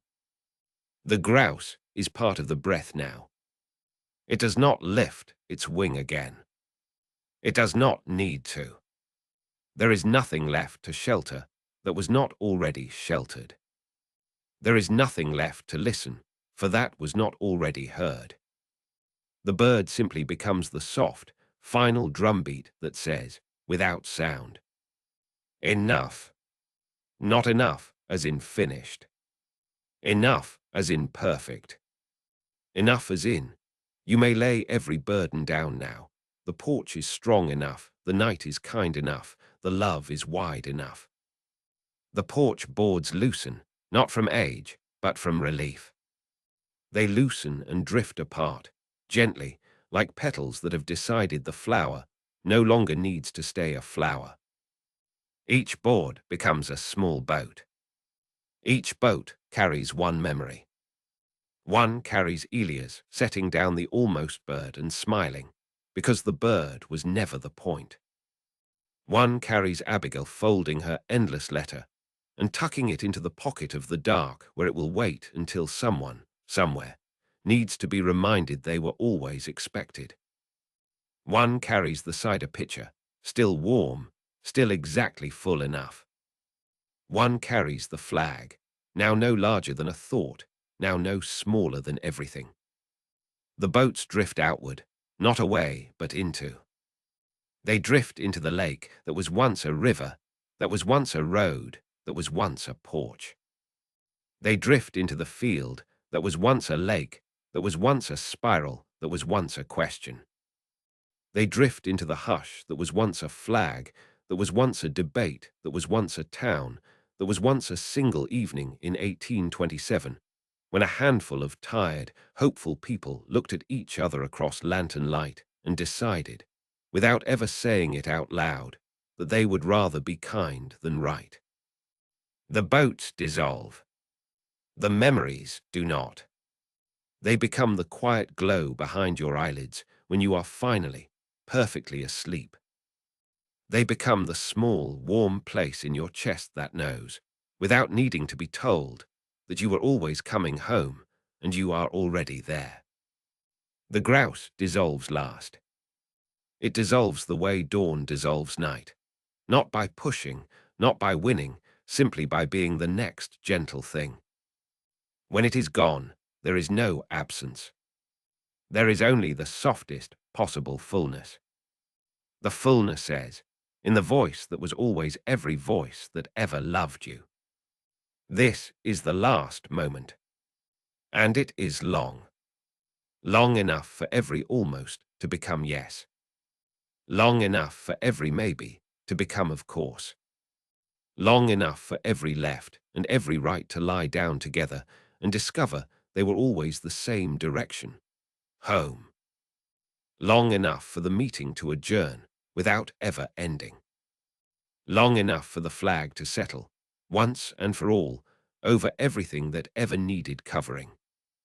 Long enough for the porch to rock one final, perfect time, and then forget it ever needed to rock, because everything is already, finally, perfectly still. The stillness is not empty. It is the stillness of a room after the last child has fallen asleep, and the parents stand in the doorway, afraid to move because the moment is too whole to risk breaking. It is the stillness of a hand resting on a shoulder that no longer needs to carry anything alone. It is the stillness of love when love has nothing left to prove. And in that stillness, the last moment stretches. It stretches until it holds the entire universe the way a mother holds a sleeping child, lightly, perfectly, forever. There is no more debate. There is no more flag. There is no more bird. There is only the soft, warm, ridiculous, everlasting yes that was spoken the first time someone looked at someone else across a lantern in 1827 and decided the argument could wait. The yes has won. The yes was always winning. The yes is finished speaking because it no longer needs words. It simply is. You are inside it. You always were. Sleep, beloved. The last moment has come, and it will never leave. Good night. Good night. Good night. You are home. You are held. You are the hush after the last word, the warmth after the last ember, the love after the last question. This is the end that is not an end. This is the long, long, long ending that love built out of every gentle, patient, ridiculous year it was ever given. Thank you for walking all this way. Thank you for listening. Thank you for staying. The porch is quiet now. The flag is still. The grouse is asleep. And you, yes, you are exactly where you were always meant to be. Forever, if you'll let it. Good night.